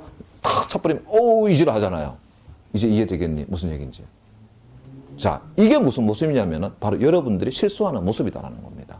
왜? 앞에 이제 보기 박스에 설명을 실컷 해놨으니까 이제 그 내용을 내가 안다 이거야. 야, 쉽네! 이질합니다. 그러다 보니까 밑에 선택지에서 어떻게 한다고요? 탁탁탁 이네 익합니다. 그죠? 그럼 나중에 보니까 아씨 익하잖아요. 여러분 그런 경우 많잖아요. 문법 이거 맞다 생각해놓고 나중에 보니까 아씨 내가 뭐 했어요? 그래 실수했죠. 예. 생각을 놓친 것이 있었죠. 그래 바로 그 부분이라는 겁니다. 그럼 이제 문법 문제를 다 맞추기 위해서는 1차적으로 모르는 것을 다 알게 했으면 됐고 나 이제 그 작업을 해준 겁니다. 근데 이제 두 번째는 여러분들 너무 잘 아니까 이제 뭐 하겠다는 거야? 실수를 한다라는 겁니다. 그럼 이제 그 실수하는 방법을, 실수를 줄이는 방법을 익혀야 되는 거지. 그럼 실수를 줄이는 방법은 어떤 것이 있는데? 딱 하나입니다. 급하게 풀려고 하면 안 돼요. 여러분들이 문법을 푸는 데까지 시간이 어떻게 한다고 빨리 줄여야 된다. 그래야지 빨리 독서에 들어가야 된다. 빨리 어떻게 한다고 16분에 들어가야 된다. 이 생각을 가지고 있으니까 막 대략 보는 거야. 됐니? 예. 그럼 막 서두른단 말입니다. 그러면은 실수하기 마련이에요. 그래서 이제 여러분들이 문법 지문 그 규정이라든가 어법을 다 이해할 수 있다라는 가정에서 그죠? 실수를 줄이는 방법이 뭐냐? 한마디야. 이거야. 시간, 투자, 퍼즐, 맞추기. 됐습니까? 시간, 투자, 퍼즐 맞추기. 시간에 쫓긴다라고 생각하지 마시기 바랍니다. 앞으로 시간을 줄이는 방법 굉장히 많은 것들을 설명해 줄 겁니다. 예. 독서 영역도 그렇고요. 문학 영역도 그렇고요. 예. 거기서 시간 많이 줄일 수 있습니다. 됐니? 예. 지난번 내가 얘기했잖아. 현대소설 여러분들이 머리 먼저 해보자고? 전문을 다 읽어놔 보자라는 겁니다. 현대소설 전문 미리 다 읽어놓으면 나중에 지문에 어떤 내용이 나오더라도 내 그 내용 알고 몰라. 알고 있다라는 거야. 그럼 어떻게 한다고요? 처음 보는 것처럼 읽을 필요는 없다라는 거지. 쭉 읽어나가면 된다는 이야기입니다. 됐니? 예. 그런 것부터 시작해가지고 여러분 시간 줄일 수 있는 방법은 아주 많아요. 그렇다고 시간이 남는다. 그 남는 시간에 잠을 잘 거니? 미쳤어요 그거요? 예. 그럼 어떻게 해야 되겠어? 정확하게 풀어줄 부분에다가 시간 투자해주면 되는 거 아니야. 그게 바로 뭐냐면 이 문법 문제라는 이야기입니다. 됐습니까? 예. 그래서 시간을 투자해주고 퍼즐 맞추게 해준다. 퍼즐 맞추는데 대략 여기에 맞겠군 해가지고 갖다 집어넣진 않잖아요. 확실하게 그 장소에 들어갈 수 있나 없나를 봐야 되는 거잖아요. 튀어나온 부분, 들어가는 부분 정확하게 확인하고 됐습니까? 대략 거기다 꽂아놓으면 어떻게 된다고요? 나중에 되면 뭔가 이상해져요. 됐습니까? 예. 자, 이거 한번 생각해 봅시다. 우리 수학 생각해보자. 수학. 됐니? 예. 수학 보시면 알잖아요. 자, 앞에서 계산 쭉 해나왔습니다. 문제 나왔죠. 그죠? 예. 그리고 계산 쭉 해오니까는 예를 들어 13이 나왔더라. 맞습니까? 예. 1번 선택지 보니까 10, 2번 선택지 보니까 12, 3번 선택지 보니까는 20, 4번 선택지 보니까는 30, 5번 선택지 보니까는 50 일어났더라. 자, 이랬을 때 여러분들, 내 계산했으니까 13 나왔습니다. 자, 어떻게 합니까? 아, 가장 가까운 얘네. 이렇게 체크합니까? 이건 미친 짓이죠? 맞잖아요. 미쳤잖아, 이건요. 나 수학 문제 이래 푼다. 이래 풉니까? 이래 풀면 이건 내가 틀리자는 이야기 아닙니까? 그죠? 답이 출제자님, 아니, 면접자님, 아니, 감독관님, 이거 수학 문제 이상한데요? 왜 이상한데? 제가 풀었던 답하고 없어요. 그러면 그 감독관 뭘 하겠어? 저 새끼 미쳤지 않나? 이렇게 하겠지. 맞잖아요. 그러니까 여러분들은 그런 짓 안 하잖아. 됐니? 근데 만약에 진짜 시험장에서 누가 그런 짓 해보세요. 여러분 뭐라 생각하겠어요? 저 새끼 또라이야. 이래 생각할 아이가. 맞잖아요. 그렇잖아. 내가 잘못했겠습니까? 답이 잘못했겠습니까? 내가 당연히 잘못했는 거지. 뭐. 이거 뻔한 번째 아이가. 됐니? 예. 그러면 이제 이래 보면 되잖아요. 어떻게 하지? 아, 앞에 계산식을 내가 다시 올라가죠. 그럼 뭘 봐요? 혹시라도 덧셈 뺄셈 잘못되는 거 있나 없나, 곱셈 나눗셈 잘못되는 거 있나 없나 보잖아요. 그래서 살펴봤더니만은 이야, 저 뒤에 내가 어떻게 37을 어떻게 놓쳐버렸어, 씨. 됐습니까? 예. 그리고 다시 합쳐보니까 어떻게 된다고요? 50이더라. 그러니까 이어가잖아. 이랬을 때 사실 기분 제일 좋잖아요. 맞죠? 연이 확실히 맞는 문제 아닙니까? 문법도 마찬가지라는 이야기입니다. 뭐냐 하게 되면은 앞에서 쭉 보고 선택지를 하나하나 살펴보는 거야. 됐습니까? 딱 보니까 어떻게 한다고요? 아, 얘가 확실히 틀렸어. 그럼 그때 체크하는 겁니다. 근데 여러분들 그런 경우 있잖아. 뭐라고? 다 맞는데, 그죠? 예, 답이 자꾸 안 보여. 그죠? 그런데 이제 갑자기 생각나는 거죠. 아까 제가 뭔가 조금 이상한 것 같아. 됐습니까? 그런 거 체크합니다. 그럼 틀렸어요, 얘요. 왜 틀렸어요? 이상한 것 같아잖아요. 됐습니까? 이상한 것 같아 해가지고 체크하는 순간 틀린 겁니다. 이상해도 안 돼요. 얘 틀렸어. 맞았어. 판결 내려가지고 체크를 해줘야 되는 거야. 그죠? 만약에 이상해 하게 되면은 포켓몬 괴물티 나와요. 미안합니다. 예. 이상해 씨라고 있죠. 그죠? 예. 웃장한 얘기인데 씨, 벌써 또 괜히 했다. 예. 나중에 이거 삭제 좀 부탁합니다. 예. 자, 다시 한번 갑시다. 예.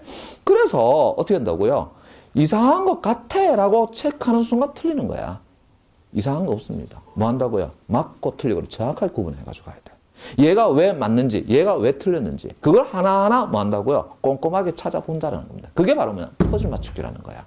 됐니? 그러면 이제 절대로 틀릴 일 없어요. 됐어? 그러면 설령 몰라서 이제 틀렸다 합시다. 그럼 깔끔하게 틀렸다 생각하자. 됐니? 모의고사 있어요. 수능에서 깔끔하게 틀린 문제 있으면 안 돼. 그죠? 예. 나 모의고사 깔끔하게 틀렸다. 그럼 나중에 어떻게 하면 내가 뭘 틀렸을까? 내가 왜 그 문제를 틀렸을까? 다시 한번 점검해 보는 거야. 그럼 분명히 내가 뭔가를 놓친 것이 있다는 이야기입니다. 내가 개념을 몰랐던가, 아니면 내가 잘못 봤던가, 아니면 내가 그것까지 생각을 못했던가, 그런 부분이 존재할 거야. 됐어? 그런 부분을 또 없애주면 돼요. 이제 남은 기간 동안. 됐습니까? 그러면은 수능장에 가서는 문법 가지고 여러분들 헤맬 일은 절대로 없을 거다. 됐니? 예. 됐어요? 이제 우리가 그 방법을 써볼 겁니다. 자, 70페이지 됐나요? 챕터 14번째 내용 확인 문제부터 보는데, 자, 이제 여러분들이 앞에 이론적인 내용을 다 외웠는지 안 외웠는지는 제가 뒤에 나와 있는 7번 문제, 다시 말해 7번 문제까지 설명을 해보면 압니다. 자, 잘 들으세요. 제가 지금 7번 문제까지 쉼 없이 해 나갈 겁니다. 쉼 없이 나가는데 그 사이에 제가 하는 말이 외계어처럼 들린다라고 한다면 됐니? 앞에 이론 강의 다시 보시고 외워주시기 바랍니다. 그런데 가만히 이제 들어보면은 여러분들이 이해가 되면은 굉장히 좋은 겁니다. 됐어요? 예. 그래서 지금 제가 7번까지 굉장히 빠르게 진행을 해 나갈 건데 혹여라도 그 안에서 여러분들이 외계어처럼 들리는 말이 있다라고 한다면 제 탓으로 돌리지 마세요. 됐습니까? 여러분들이 뭐 한 거라고요? 앞에 기본 이론에 대한 공부를 조금 덜 한 거다라고 보시면 될 것 같습니다. 됐니? 예. 자, 그러면서 이제 다시 갑시다. 앞에서 우리가 문법 문제는 어떻게 푼다고요? 시간 투자 퍼즐 맞추기라고 했습니다. 정확하게 하나하나 보시는 겁니다. 됐니? 자, 1번 문제부터 갑니다. 다음을 참고할 때 의문변동의 사례, 의문변동 다시 밑줄 쫙 쳐놓고요. 사례로 적절하지 않은 것은 의문변동이라고 한다면 기본적으로 의문에는 어떤 것이 있더라? 분절 의문과 비분절 의문이 존재하고 의문변동이라고 하는 것은 의문의 변동을 이야기하는 건데 교체, 축약, 첨가, 탈락 이 네 가지가 있더라. 그리고 교체에는 유의마, 비의마 현상 등이 있더라. 그거 기본적으로 다 외우셔야 되고요. 그리고 보기 봤더니 원래의 의문 모습 그대로 발음되지 않고 바뀌어 나는 것을 우리는 의문변동이라고 한다. 예를 들어서 먹는은 먹는으로 발음되는데 이는 기억이 뒤에 오는 의문 니은의 영향을 받았기 때문이더라. 아, 입력되는 의문을 A, 출력되는 의문을 B, 환경을 X와 Y라고 한다면 다음과 같이 나타낼 수 있다. 가만히 보니까 XAY가 XBY가 됐다. XAY가 XBY가 됐다라고 하니까 얘는 기본적으로 의문변동에서 교체에 속하는 것이다. 그리고 교체에 속하는 것은 다시 가만히 생각해 보니까 비음화 현상, 유음화 현상, 국외음화, 된소리 대기가 가장 기본적이다. 그 다음에 음절이 굿소리 규칙도 마찬가지이고요. 됐니? 그러면 선택지 1번 보미가 보미로 발음된다. 그러면은 종성의 미음이 뒤에 나와 있는 이 모음 앞으로 옮겨갔으니까 얘는 교체 해당되지 않아요 하고 단순히 연음 현상만 나타난 것이다. 그럼 답이 1번이 되겠네. 그러면 곡물이 곡물로 발음됐다. 가만히 살펴보니까 파열음 기역 뒤에 니은 미음에서 미음이 와가지고 앞에 기역이 비음인 니은 미음 이응 형상으로 바뀌게 된 것이다. 그렇다 그러면 선택지 2번은 비음화 현상. 비음화 현상은 교체에 속하는 거 맞다. 그다음 권력. 자, 앞에 있는 니은이 뒤에 있는 리을의 영향을 받아가지고 니은이 리을로 바뀌었다. 다시 말하면 유음으로 바뀌었다. 그래서 권력이라고 발음되더라. 그러면 선택 3번은 유음화 현상에 대한 사례가 되겠다. 같이 다시 디귿 뒤에 나와 있는 이 모음으로 혹은 반모음이로 시작하는 형식 형태에서 만났을 때 치읓으로 바뀌었네. 그래서 같이 국외음화 현상이다. 국외음화 현상 역시 마찬가지로 교체에 속한다. 잡고 받침 비읍 다음에 기역 디귿 비읍 시읒 가운데 기역이 왔더라. 그래서 기역이 쌍기역이다. 기역이 쌍기역 된 것은 첨가가 아니라 교체 된소리대기다라는 거. 그렇다면 답은 1번. 자, 2번. 보기 1에는 모두 니은 첨가가 일어나는 단어들이 제시되었다. 니은 첨가 다시 밑줄 쫙 쳐놓고요. 보기 1을 참고하여 보기 1의 단어들에서 나타나는 음 변동을 언급한 내용으로 적절하지 않은 것은 자, 보기 1 보니까 직행열차, 호디불, 내복약, 콩여, 색연필 있고 보기 2 보니까 음들의 끝소리 규칙, 비음화, 유음화, 거선소리 대기, 니은 첨가 현상에 대한 설명 나와 있네. 1번 갑니다. 직행열차. 직행 다음에 보니까 이야, 여요, 유로 시작하는 실질 형태소가 들어가 있으니까 니은 첨가 나타났다. 그러면 직행인데 문제는 기읍과 히읗이 다시 만나가지고 키읔으로 바뀌었으니까 거센소리 대기. 거센소리 대기는 음 변동이 있어서 축약에 속한다. 그렇다면 거센소리 대기와 니은 첨가가 드러나 있다. 선택지 1번 맞다. 호디불. 호세 보니까는 받침 티귿이 되어 있는데 티귿은 발음상으로 나타나지 않는다. 그럼 음들이 끝소리 규칙에 의해서 티귿으로 바뀌게 되고 다시 이야 여유로 시작하는 실질 형태에서 이 불이 되니까 니은 첨가가 나타나 있네. 그러면은 호 디귿에다가 니은 음이 나타나 있으니까 니은 미음의 영향을 받아가지고 디귿은 다시 비음으로 바뀌게 된다. 그렇다면 비음화 현상과 니은 첨가 현상이 나타나 있고 역시 마찬가지로 음들이 끝소리 규칙도 나타나 있더라. 그럼 선택지 2번 맞고.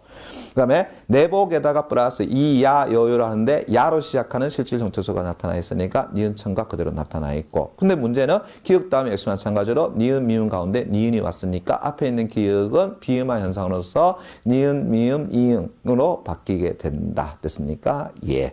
그러면은 유음화와 니은 첨가가 아니라 비음화와 니은 첨가가 돼야 되는 게 정상적이겠다. 그렇다면 답은 3번. 자, 콩엿 콩 다음에 엿 이야 여로 시작하는 실질 형태소가 왔으니까 니은 첨가 나타나고요. 그 다음에 엿에 보니까 받침 시옷은 뭘로 발음되더라? 디귿으로 발음되기 때문에 음절의 끝소리 규칙과 니은 첨가 현상이 나타난 것이다. 이렇게 보시면 될 것 같고 그렇다면 선택 4번도 맞고 색, 연필. 자, 색 다음에 이야 여로 시작하는데 여로 시작하는 실질 형태소 왔으니까 역시 마찬가지로 니은 첨가 나타났고 그러면서 색 밑에 받침 기역이 연필의 니은의 영향을 받아가지고 다시 비음인 이응으로 바뀌게 된다. 그래서 색연필 즉 비음화 현상과 니은 첨가 현상이 나타나 있더라. 그렇다면 답은 3번 될 거고요. 3번. 보기를 참고할 때 선생님의 질문에 선생님 질문 다시 밑줄자 학생의 대답으로 적절하지 않은 거. 자, 선생님의 질문 두 번째 밑에 두 번째 줄 갑니다. 이런 점을 감안하여 미쳐볼까요? 비통사적 합성어의 예를 들어보기로 할까요? 결국 뭘 찾아내라는 거야? 비통사적 합성어가 아닌 것을 찾아내라는 거죠. 왜? 문제에서 적절하지 않은 것이라고 이야기했으니까. 그렇다면 우리는 합성어는 기본적으로 우리 어문 규정의 맞나 안 맞나를 따지고 들어가서 통사적 합성어와 비통사적 합성어를 나눌 수 있을 것이고 그 기준이 되는 것은 3 플러스 1이다 라고 이야기할 수 있겠다. 첫째, 명사 플러스 명사는 통사적 합성어가 되나 부사 플러스 명사는 비통사적 합성어가 된다. 두 번째, 용언의 어간에다가 뒤에 체언이 갖다 붙게 되었을 때 앞에 있는 용언의 어간은 관형형 형태가 돼야 된다. 그렇다 그러면은 관형형 어미가 들어가줘야 되는데 관형형 어미가 생략되면은 역시 마찬가지로 비통사적 합성어의 사례가 되겠다. 세 번째, 용언의 어간 뒤에 용언이 결합될 때에 용언 어간과 연결 어미가 절시돼야 되는데 연결 어미가 생략되고 용언의 어간과 바로 용언이 결합되면 역시 비통사적 합성어의 사례가 되겠더라. 세 번째. 자, 네 번째. 우리가 한자 합성어 가운데에서 문장의 주 성분의 순서가 목적어는 서술어 앞에 오는데 오히려 서술어가 목적어 앞에 오는 한자 합성어가 있더라. 역시 마찬가지로 비통사적 합성어의 사례가 되겠더라. 그렇다면 선택지 1번. 척척 박사는 척척이라는 부사 뒤에 박사라는 명사가 왔기 때문에 부사 플러스 명사니까 비통사적 합성어의 사례가 되겠더라. 두 번째. 덮밥, 덮다라는 용언의 어간 덮에다가 뒤에 명사 밥이 왔다. 그렇다면 관형형 어미가 들어가서 덮은 밥이라고 해줘야 되는데 관형형 어미가 생략되고 용언의 어간에 명사가 바로 결합한 형태니까 비통사적 합성의 사례가 되겠다. 세 번째, 접칼, 접다 용언 어간 접에다가 뒤에 명사 칼이 갖다 붙었다. 역시 마찬가지로 관형형 어미가 들어가줘야 되는데 관형형 어미가 생략된 케이스가 되니까 비통사적 합성의 사례가 되겠다. 검불다는 검다 플러스 불다 용언의 어간에다가 용언이 결합된 형태인데 문제는 연결 어미가 생략된 케이스가 되겠다. 역시 마찬가지로 비통사적 합성의 사례가 되겠다. 5번 스며들다는 기본형이 스미어들다가 될 것이고 스미어들다는 결국은 스미다에다가 들다가 결합된 형태가 되겠다. 그러면 스미다의 어간은 스미인 것이고 들다는 그대로 들다. 그렇다 그러면은 비통사적 합성이 되려면은 스미들다라고 해줘야 되는데 스미어들다라고 했으니까 이때 어는 앞에 있는 용언 어간과 뒤에 있는 용언을 연결시켜주는 연결어미라고 할 수 있겠다. 그럼 얘는 연결어미가 들어가 있으니까 통사적 합성의 사례가 되겠다. 그럼 다음 몇 번? 5번 이렇게 잡아주면 되겠네요. 자, 4번 갑니다. 보기에 밑줄 친 부분과 같은 구성을 나타내는 단어로 가장 적절한 것은 보기에 밑줄 친 부분은 동사 어간의 전미사가 결합된 파생어 어근에다가 다시 전미사가 결합됐으니까는 최후는 파생어가 되겠다.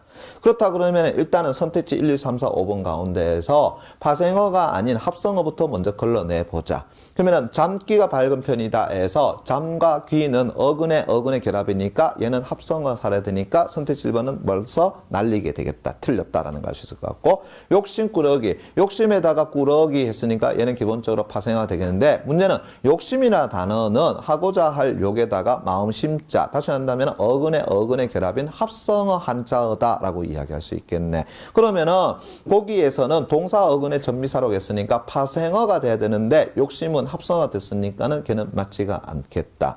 3번 물음 플러스 표. 표라는 것은 단독으로 쓰이느냐? 아, 표를 해 두었다라고 하니까 표는 단독으로 쓰이네. 그러면 하나의 어근이라고 할 수 있겠네. 그렇다면 물음이라는 어근에다가 표라는 어근이 만났으니까 얘는 파생어가 아니라 합성어가 되니까 벌써 틀렸겠다. 4번 볶음이라는 것과 밥. 다시 볶음이라는 어근에다가 밥이라는 어근이 만났으니까 얘도 기본적으로 파생어가 아니라 합성어가 되겠다. 그러면은 얘도 틀렸다.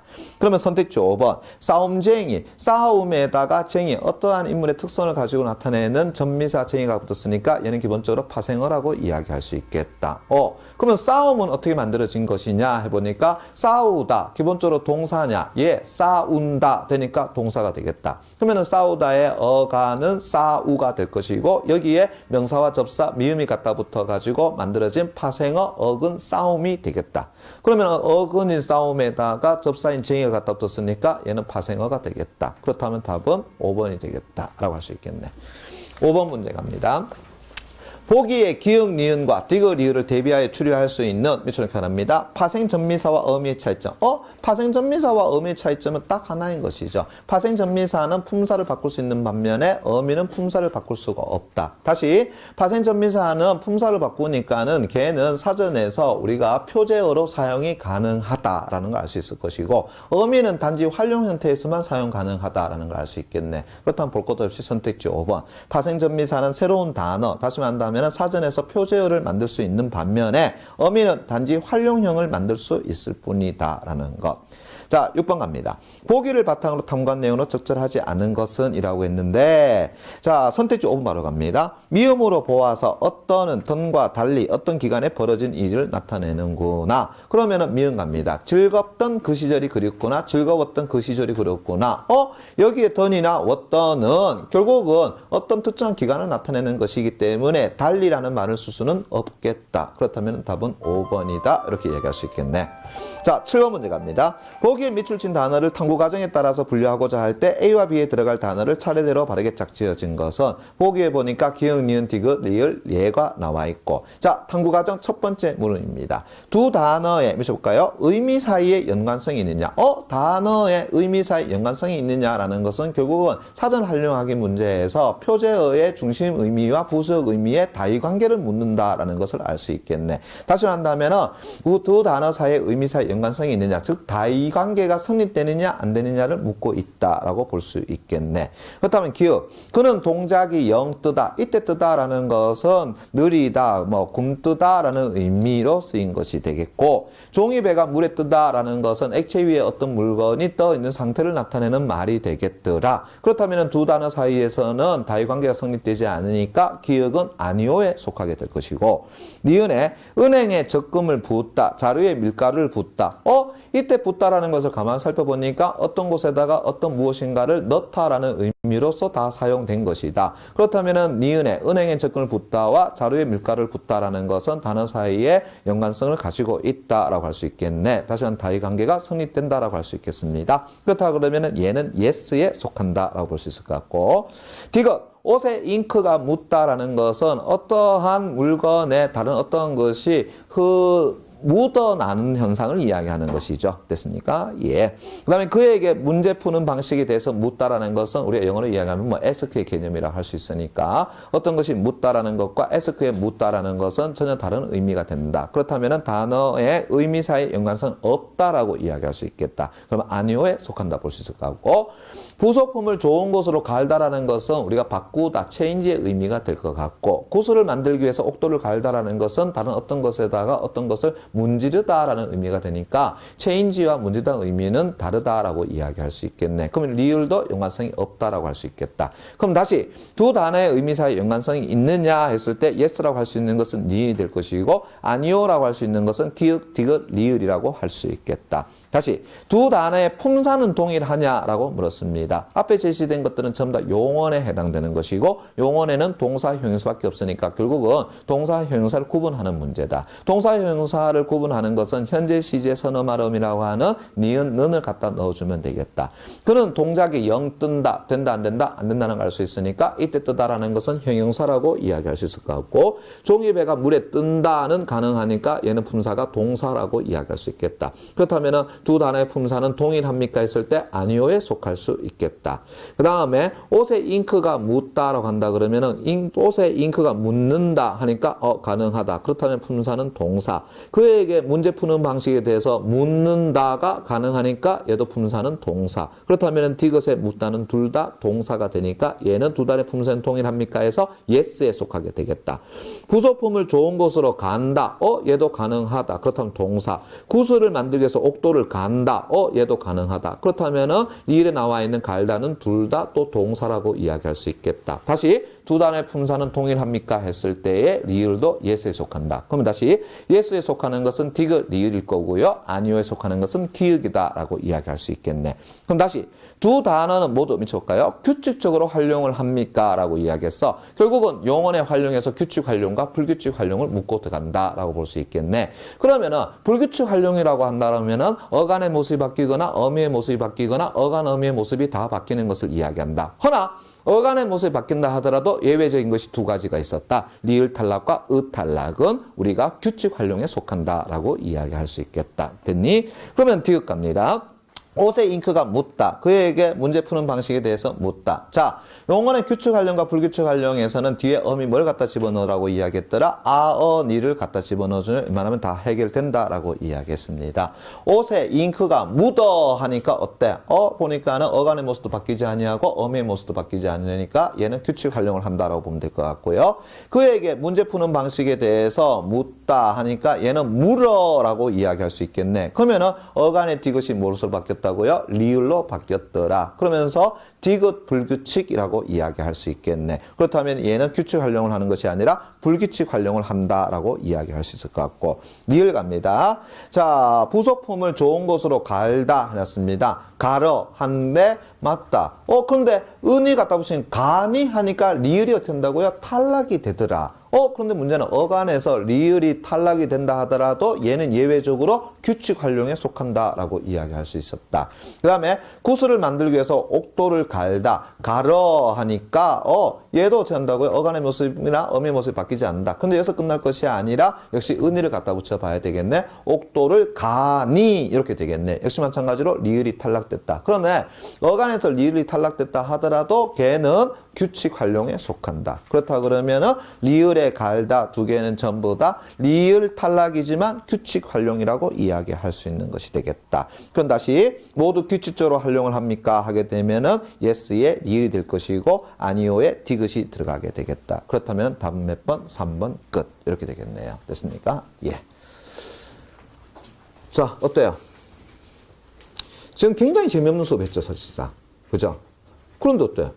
지금 제가 말하는 거 이해되겠어요?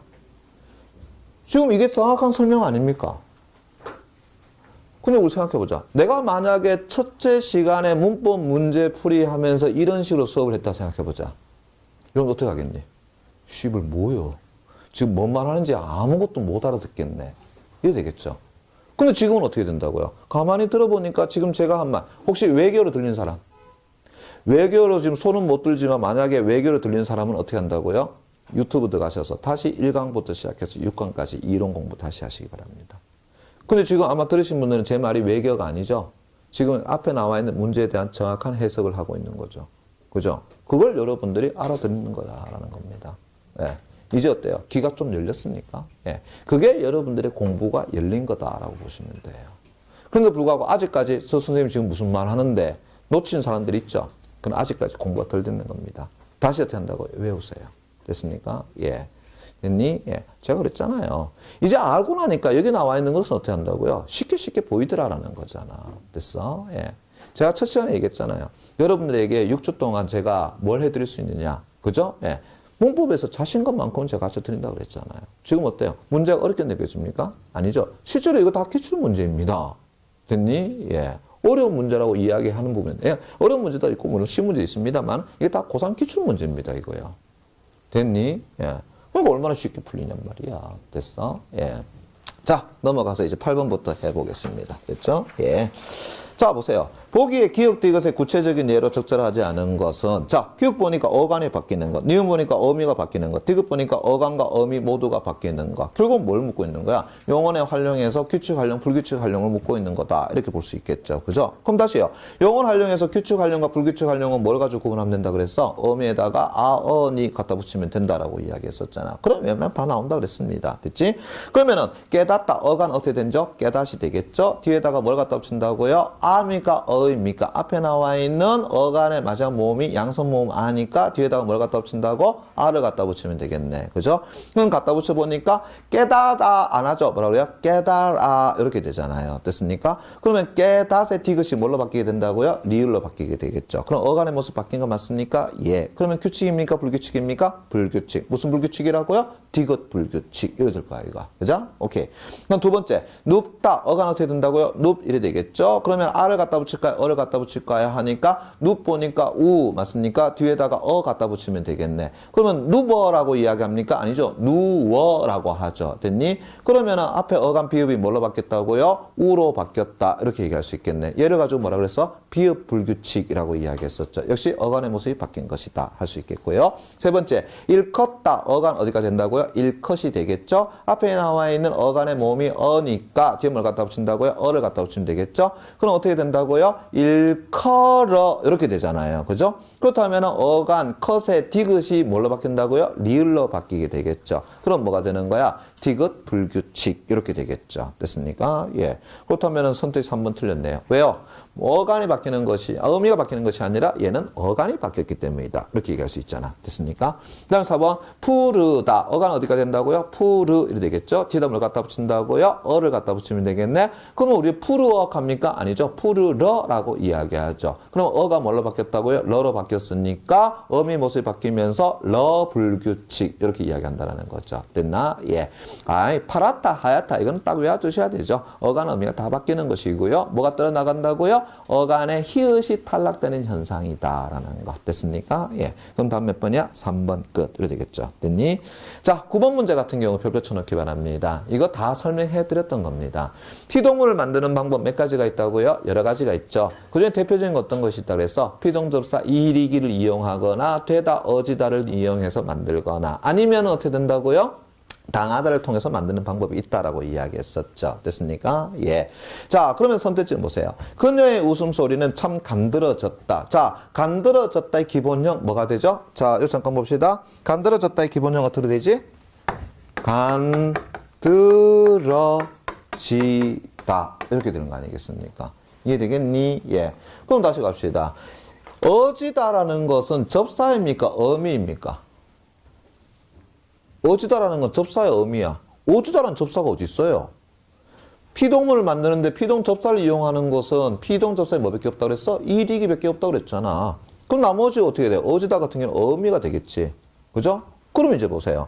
간드러지다의 어지다가 어미라 그러면 됐니? 예. 그럼 앞에 간드 리을까지는 뭐가 된다고요? 어간이 되겠죠. 그러면은 어간이라 한다 그러면은 물어봅시다. 이런 말 있어요? 아, 참 간들다. 있어요? 없잖아요. 그죠? 예. 됐니? 그러면 결국은 얘는 이 어지다라는 것은 피동을 만드는 어지다는 아닌 것이 돼버리죠. 그죠? 예. 그럼 답은 몇 번이야? 1번 거 이러잖아요. 근데 이 문제 틀린 사람도 있자. 그죠? 예. 왜 틀렸을까요? 뻔하죠, 뭐. 정확하게 안 찾아냈으니까 그렇지, 뭐. 그지? 그래서 아마 요게 답인 것 같아. 요게 틀린 것 같아. 그래서 체크하고 들어가니까 틀렸지, 뭐. 됐습니까? 예. 지난번에 이거 다 해드렸었잖아요, 여러분들한테. 이거 기억납니까? 예. 질기다. 이때 기라는 건 피동접사 맞아, 안 맞아? 안 맞죠? 얘가 만약에 피동접사라 그러면 앞에 있는 질까지가 뭐가 돼야 되는데 어간이 돼야 되지. 근데 우리는 고기가 질다라는 말 쓰니? 그렇게 안 쓰더라라는 이야기잖아요. 됐습니까? 예. 이해되겠니? 예. 항상 그렇게 차고 들어가야 되는 거 아니야. 됐어? 그러니까 분명히 여러분들에게 방식적인 측면에서 다 이야기를 해줬는데 여러분들이 그걸 놓치고 들어가더라라는 겁니다. 됐니? 예. 그럼 다 두 번째 보세요. 그가 걔에게 엉덩이를 물렸다. 됐습니까? 피동전미사 리를 사용한 피동표현이 쓰였군. 자, 그러면 다시 말한다면 얘가 피동전미사인지 아닌지는 어떻게 할 건데? 자, 어떻게 한다고요? 항상 피동문이 나온다 하더라도 그런 사동문하고 관련성을 가져봐야 되겠죠. 그죠? 예. 자, 물렸다. 기본형 어떻게 된다고요? 물다 이래 되죠. 그죠? 그럼 거기다 뭘 갖다 집어넣어 볼까? 개하다를 갖다 집어넣으면 되겠네. 맞습니까? 그럼 갑니다. 그가 개에게 엉덩이를 물게 하였다. 야, 개야, 내 엉덩이 물어봐. 이랬단 말이가 아니라는 거죠. 그렇다 그러면 개하다를 갖다 집어넣어서 말이 안 되니까 얘는 기본적으로 뭐가 안 되는 거야? 사동이 안 되는 거죠. 그러면은 물다, 물리다. 결국은 이때 리는 뭐가 된다고요? 피동접사가 된다. 그래서 피동접사 뭘 사용했다고요? 리를 사용한 피동표현이 된다. 맞잖아요. 그 다음에 세 번째. 그는 얼굴을 고양이에게 긁혔다. 기본형 갑니다. 긁히다. 원형 어떻게 된다고요? 긁다. 이래 되죠. 그죠? 그러면 긁게 하다. 됩니까? 그는 얼굴을 고양이에게 긁게 하였다. 고양이가 내 얼굴 긁어봐. 돼야 안 돼요? 안 되잖아요. 됐습니까? 그러면 이때 히는 뭐가 된다고요? 피동접사 히가 된다라는 거 알 수 있겠지. 됐니? 예. 그 다음 네 번째. 바구니에 과일이 가득 담겨 있다. 됐습니까? 담겨 있다. 기본형 갑니다. 뭐가 된다고요? 담기다. 맞습니까? 그럼 바구니에 과일이 가득 담게 하였다. 돼요? 안 된다라는 거죠. 그럼 이때 기는 뭐가 된다고요? 그래, 이히 리기의 피동접사 기가 된다. 이렇게 얘기할 수 있겠네. 그죠? 근데 선택지 5번에 있는 사람 있죠? 봐봐요. 어려운 시기를 넘기더니, 자, 넘기다. 일단 밑줄 짝. 됐습니까? 그는 완전히 새 사람으로 뒤바뀌다. 바뀌다. 다시 밑줄 짝. 됐습니까? 있었다. 얘는 피동접사 이를 사용한다. 그럼 물어봅시다. 여기서 피동접사 이를 사용했던 것은 앞에 넘기다의 이인 겁니까? 아니면은 바뀌어의 이입니까? 바뀌어의 이잖아요. 왜냐하면은 넘기다는 기본형이 뭐가 된다고? 원형이 넘다 이러잖아요. 그럼 넘다와 넘기다는 결국은 뭔 차이인데요? 기잖아요. 그럼 이것만 생각하면 안 되죠. 근데 뒤에 갔더니 뭐 된다고요? 새 사람으로 뒤바뀌어 이러잖아요. 그죠? 그러면은 바뀌다 이러잖아요. 그럼 원형은 뭔데요? 바꾸다 이러잖아요. 그럼 바꾸다와 바뀌다는 뭐가 차이가 있어? 이가 들어가 있잖아요. 그러면 이때 이가 피동접사 이인지 아닌지는 어떻게 해주면 돼요? 또다시 기본형 가면 되겠잖아. 개하다. 됐습니까? 그럼 완전히 새 사람으로 뒤바꾸게 하여 돼야 안 돼요? 안 되잖아요. 그럼 이때 이는 뭐가 된다고요? 피동접사 이. 이렇게 될 거야, 이가. 됐니? 근데 선택지 5번이 그냥 틀렸다라고 한 사람은 뭐 때문에 그런 거야? 뭐밖에 안 봤어? 넘기다의 기밖에 안 본 거 아니야. 그 뒤에까지 여러분들이 놓쳤던 거 아닙니까? 이게 바로 뭐냐면 실수라는 겁니다. 됐습니까? 이게 바로 실수라는 거야.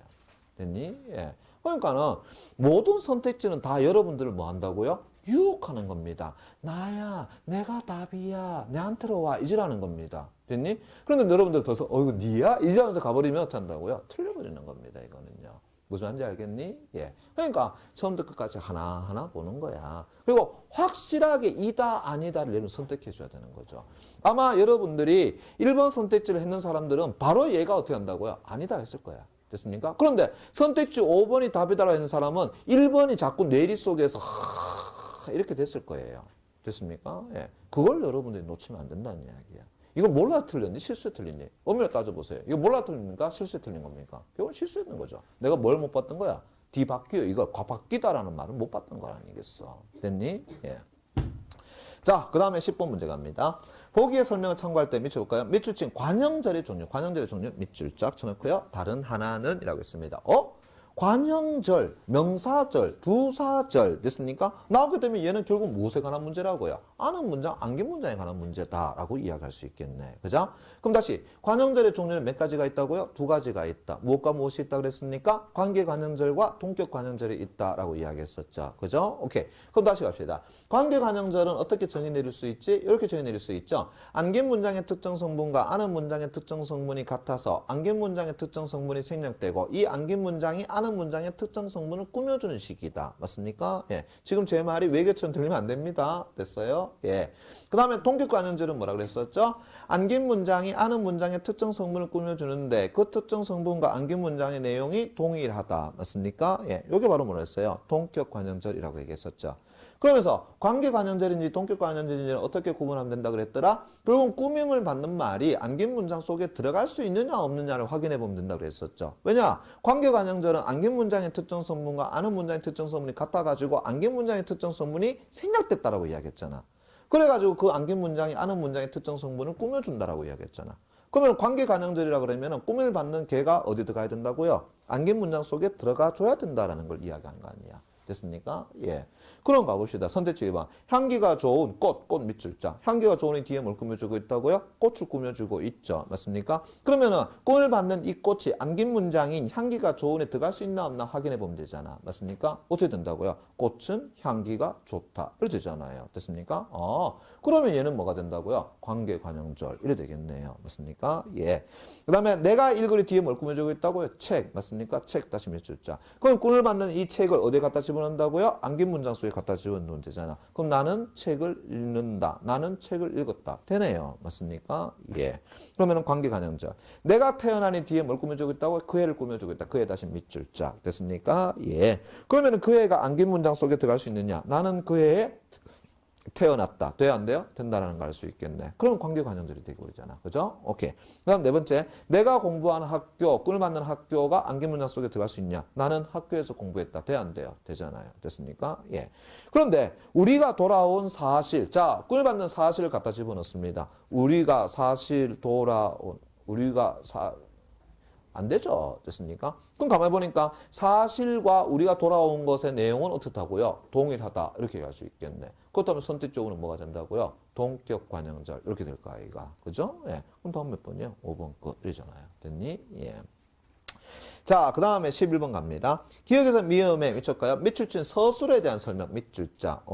서술인데 선택지 가만히 보니까 한 자리 서술어, 두 자리 서술어 이렇게 얘기해놨네요. 그럼 결국 뭘 묻는 문제라는 걸 알 수 있어? 서술어의 자릿수를 묻는 문제다. 그럼 다시요. 서술어의 자릿수라는 것은 결국은 이렇게 얘기할 수 있겠죠? 예. 네? 잘 안 나온다고요? 예, 괜찮습니다. 자, 다시 한번 갑시다. 예. 자, 서술어는 의미에 따라서 필요로 하는 문장 성분의 개수가 다른데 이를 서술어의 자릿수라고 이야기하더라. 맞습니까? 예. 자, 그러면은 이제 갑시다. 서술어의 자릿수는 기본적으로 무엇을 헤아려 달라고 이야기했더라. 주성분에서 주어, 목적어, 보어 반드시 헤아려 주죠. 그러나 부속 성분에서 생략할 수 없는 것이 존재했죠. 뭐라고요? 그걸 우리는 필수적 부사어라고 이야기했었지. 됐니? 그래서 문장 성분에서 주어, 목적어, 보어에다가 필수적 부사어를 부사어를 여러분들이 헤아려 달라고 이야기했다. 그러면서 하나 더. 자, 서술어의 자리수 최소 자리 몇 자리 된다고요? 한 자리. 최대 몇 자리 된다고요? 세 자리. 됐습니까? 그러면서 한 번 더. 한 자리, 두 자리, 세 자리 가운데에서 공통적으로 들어가는 문장 성분은 뭐가 된다고? 주어. 그렇지. 그것까지 같이 외워주시면 되는 거야. 됐나? 그러면 기억합니다. 책이 주어가 될 것 같고요. 상당히 부사어, 두껍다 서술어. 그렇다면 책이라는 것은 일단은 주어니까 한 자리 되겠네. 문제는 상당히라는 것이 필수적 부사어이냐 아니냐를 확인해 줘야 되겠는데 그거 없어도 충분히 말이 되더라. 그렇다면 얘는 생략할 수 있는 부사어가 되니까 몇 자리 된다고요? 한 자리. 이렇게 얘기할 수 있을 것 같고요. 니은 꽃이 예쁘게 피었다. 꽃이 주어, 예쁘게 부사어, 피었다 서술어. 자, 그럼 꽃이라는 일단 한 자리. 그러나 예쁘게라는 것은 자, 생략해도 관계 없겠더라. 그럼 필수적 부사어가 아니니까 결국은 피었다라는 것은 몇 자리? 한 자리. 이렇게 얘기할 수 있을 것 같고. 디귿 아기 사슴이 주어, 어미 사슴과 부사어 닮았다. 아기 사슴이 주어 일단 하나 되고요. 그러면 아기 사슴이 닮았다. 문제는 닮으려면은 닮을 수 있는 대상이 존재해야 되죠. 그러면 어미 사슴 뭐 한다고요? 닮을 수 있는 대상이기 때문에 얘는 생략할 수 없는 부사가 되고 결국 필수적 부사가 되니까 몇 자리가 된다고? 두 자리. 이렇게 얘기할 수 있겠네. 됐니? 리을 갑니다. 손님이 주어, 점원에게 부사어, 옷값을 목적어. 그러면 손님이 옷값을 내니까 기본 몇 자리? 두 자리. 문제는 점원에게라는 부사어가 필수적 부사어냐가 문제가 되겠네. 그럼 다시 저 손님이 옷값을 치렀다. 문제는 손님이 옷값을 치르려면 그것을 받을 수 있는 대상이 존재해야 되지. 누구야? 점원에게. 그러면 점원은 뭐가 된다고요? 아하, 필수적 부사가 된다. 그럼 몇 자리가 된다는 거야? 세 자리. 이렇게 되겠네요. 그죠? 그 다음에 사장이 주어 은행에서 부사어 돈을 목적어 빌렸다. 그럼 사장이 돈을 빌렸습니다. 빌려 그러면은 빌려주는 누군가가 있어야 되겠지. 맞습니까? 그러면 은행에서는 뭐가 된다고요? 생략할 수 없는 부사어, 즉 필수적 부사가 되니까 몇 자리 된다고? 세 자리. 이렇게 되겠네. 됐니? 예. 항상 그걸 생각했어요. 이 서술어에 반드시 존재해야 되는 것이 있나 없나를 생각해 봐야 되잖아. 그러면 필수적 부사어를 여러분들이 확인해 볼 수 있다라는 이야기입니다. 됐니? 예. 넘어가서 12번 갑니다. 됐나? 자, 보기에 제시된 문장의 문장의 중의성, 밑줄자. 그것이 갈로에 제시된 의미나 상황에 맞게 해소하는 방법으로 적절하지 않은 것은 자, 문장의 중의성 지난번에 제가 12가지로 다시 한번 다 정리해 드렸습니다. 됐니? 예. 그러면서 핵심은 이거죠. 왜 그 문장이 중의성이 나타나느냐? 그 원인을 어떻게 한다고요? 찾아내라라고 이야기했었죠. 그리고 그 원인을 어떻게 한다고요? 치료해 줘야 된다라고 이야기했습니다. 됐니? 예. 그러면 첫 번째 A 갑니다. 이것은 아버지의 그림이다. 자, 어떻게 나타나는 거죠? 이것은 아버지가 소장하고 있는 그림인지 아버지께서 그린 그림인지 아니면 아버지가 모델인 그림인지 됐습니까? 결국 무엇 때문이야? 조사의의 문제다라고 이야기할 수 있겠지. 그죠? 근데 갈로 보니까 그림에 아버지가 그려져 있더라. 그럼 여러분 신경 쓸 거 없어요. 밑에 선택지 봐야 됩니다. 뭐라고 했어? 아버지를 그린으로 고쳐한다. 그럼 어떻게 돼? 이것은 아버지를 그린 그림이다. 의미 된다 안 된다? 된다라는 거 알 수 있겠네. 그럼 중의성 해소되는 건 맞고요. 두 번째, 내 친구와 그녀가 올해 결혼하였다. 어떻게 중의성이 나타난다 그랬었죠? 내 친구와 그녀 둘이서 결혼했는지 내 친구 그녀 따로따로 결혼했는지 맞습니까? 예. 근데 갈로 보니까 원래 둘이 서로 결혼한다 그랬습니다. 그럼 이건 어떻게 하면 된다 그랬어요? 뒤에 나와 있는 주어와 바꿔주면 된다 그랬었죠. 그래서 내 친구가 그녀와 올해 결혼하였다. 맞습니까? 예. 밑에 선택지에서 요구하는 대로 그대로 해보시면 되는 겁니다. 됐니? 예. 그 다음에 사람들이 다 오지 않았다. 오지 않았다. 누가요? 다. 그래서 부정의 범인 다가 문제가 된다 그랬었지. 근데 그걸 가지고 못했다로 바꾸면은 돼, 안 돼? 안 된다고 얘기할 수 있겠죠. 그죠? 그럼 다시 갑시다. 몇 사람은 오지 않았다라는 것은 일부만 왔다라는 것이니까 다에다가 뭘 갖다 붙이면 된다고? 보조사 는을 갖다 붙이면 된다 그랬었죠. 그래서 다는 오지 않았다. 맞습니까? 그런데 아무도 안 왔어. 그러면은 이때 다를 가지고 전부로 바꾸면 된다 그랬어? 안 된다 그랬어? 안 된다 그랬습니다. 뭘로 바꾼다고요? 아무도라는 말로 바꿔주면 된다 그랬습니다. 됐니? 오케이. 그럼 답은 3번 되는 거고요. 그가 웃는다는 것이 이상하다. 다시 한다면 그의 웃음소리가 이상할 수도 있고 그는 이때까지 한 번도 안 웃었는데 어떻게 한다고요? 오늘 처음으로 웃었습니다. 그래서 어떻게 한다고요? 그가 웃는다는 사실이 이상하다. 이때까지 한 번도 안 웃었다는 거지. 그럼 어떻게 해준다고요? 그것을 가지고 다는 것으로 바꾼다. 그래. 그거 바꾸면 그가 웃는다는 것이 이상하다니까 오늘 처음 웃은 거야. 맞습니까? 예. 그럼 됐고요. 그녀가 밝은 표정으로 환영하는 사람들에게 인사했다. 이때 밝은 표정의 주체가 그녀인지 아니면 환영하는 사람들인지 행위의 주체가 뭐에 생기는 중요성이다라고 이야기했었죠. 됐습니까? 예. 그럼 어떻게 한다고요? 쉼표를 이용하거나 어떻게 한다고? 제일 뒤에 있는 서술에 같이 묶어주면 된다라고 이야기했었지. 그러면서 어떻게 해? 그녀는 환영하는 사람들에게 밝은 표정으로 인사했다. 그래서 그녀가 어떻게 한다고요? 밝은 표정이 된다. 그러니까 밑에 선택지 밝은 표정으로를 사람들에게 뒤로 옮긴다. 맞습니까? 즉 인사했다라는 거에 주체와 같이 연결시키면 된다라는 것이지. 됐나? 예. 그럼 다음 몇 번? 그래 3번 끝. 이렇게 되잖아요. 그죠? 예. 그 다음에 13번 문제. 자, 보기를 바탕으로 몇 줄 볼까요? 의문문에 대해 탐구 몇 줄 쫙 적절하지 않은 것. 머릿속에 다 외우고 있죠. 의문문은 기본적으로 어떻게 나눠진다고요? 대답을 요구하는 것과 대답을 요구하지 않는 것으로 나눠지고, 대답을 요구하는 것은 다시 yes or no로 답할 수 있는 판정 의문문과 설명을 해줘야 되는 설명 의문으로 나눌 수 있더라. 다시 대답을 요구하지 않는 것은 또 다시 두 가지 나눠지죠. 어떻게 한다고요? 행동의 변화를 요구하는 것과 행동의 변화를 요구하지 않는 것으로 나눠진다. 행동의 변화를 요구하는 것은 다시 명령, 요청, 요구가 있고요. 행동의 변화를 요구하지 않는 것은 자신의 감정을 드러내는 자탄, 감탄 의문문과 서리적 의문문이 존재한다라고 이야기했었죠. 됐니? 예. 그러면 기억 보세요. 오늘 회의는 어디에서 합니까? 어디에서 합니다라는 뭐가 있어야 돼요? 설명이 들어가야 되니까 기억은 볼 거 없죠. 설명에 대한 의문문이다. 니은 지금 비가 오니 옵니다. 자, 이러면 어떻게 돼요? 설명입니까? 아니죠. 지금 비가 오니 했을 때 그 앞에 뭐 붙어 있어요? 네, 옵니다. 그래서 yes 들어갈 수 있잖아요. 아니요, 안 옵니다. 이렇게 얘기할 수 있지. 그러니까 결국은 얘는 yes or no로 답할 수 있는 것이니까 뭐가 된다고요? 판정의문이 된다라는 겁니다. 됐니? 예. 실제 사례에서는 어떤 식 나온다고요? 옵니다, 안 옵니다. 이런 식 나옵니다. 됐어요? 근데 그걸 가지고 여러분들이 이렇게 한다고 얘는 설명이다. 이렇게 생각하면 안 된다는 얘기입니다. 그 앞에 네, 아니요를 갖다 붙여봐야 된다는 이야기야. 됐습니까? 예. 자, 그 다음에 내가 이 상자를 설명 못 들겠느냐라는 것은 나 이 상자 뭐 할 수 있다라는 거야? 들 수 있다라는 것을 단어적으로 드러낸 거다. 이게 바로 뭐가 된다고요? 서리적 의문문이다. 이렇게 얘기할 수 있는 거 아니겠어요? 그죠? 대학에 합격한다면 얼마나 좋을까? 이거 뭐 드러낸 거야? 자신의 감정을 그냥 드러낸 거다라고 이야기할 수 있을 것 같고요. 미응. 당장 그만두지 못하겠니? 됐습니까? 예. 자, 뒤에 니, 냐, 뭐 들어가 있어요? 그래, 의문은 종결 의미 들어가 있잖아요. 그러니까 의문 맞아요. 됐습니까? 그런데 그 안에 들어가 있는 의미는 뭐가 된다고요? 당장 그만둬라는 일종의 명령이 된다라는 거. 그러면 선택지 5번. 디귿에서 미음은 기역이나 니은과 달리 듣는 이에게 특별한 대답을 요구하고 있는 겁니까? 아니죠. 디귿, 리을, 미음은 대답을 요구하지 않는 의무문이고요. 오히려 대답을 요구하는 것은 기역, 니은밖에 안 된다라고 이야기할 수 있겠네. 됐나? 예. 자, 14번 문제 갑니다. 보기에서 언급한 밑줄까요? 품사의 통용에 의해 밑줄 쫙 적절하지 않은 것은. 품사의 통용, 여러분 어떻게 한다고요? 다 설명해 드렸습니다. 그죠? 예. 그럼 이제 품사만 정확하게 알면 돼. 그러면 선택지로 갑니다. 보세요. 나도 참을 만큼 참았다라고 했습니다. 참을 어떻게 된다고요? 참다, 어간 참에다가 관형형음이 을 들어가가지고 얘 뭐가 된대요? 관형어잖아요. 됐습니까? 예. 그래서 뒤에 오는 만큼 뭐가 된다고요? 의존명사 이렇게 되지 않겠니? 다시 역으로 만큼이 만약에 의존명사라 그러면 앞에 뭘 가져온다고요? 관형의금을 받아야 된다. 그럼 참을이 관형어 맞나? 다시 확인해 보니까 참다에다가 관형형음이 을 갖다 붙였으니까 관형어 맞네. 됐습니까? 예. 그러면 만큼 뭐가 된다고? 의존명사.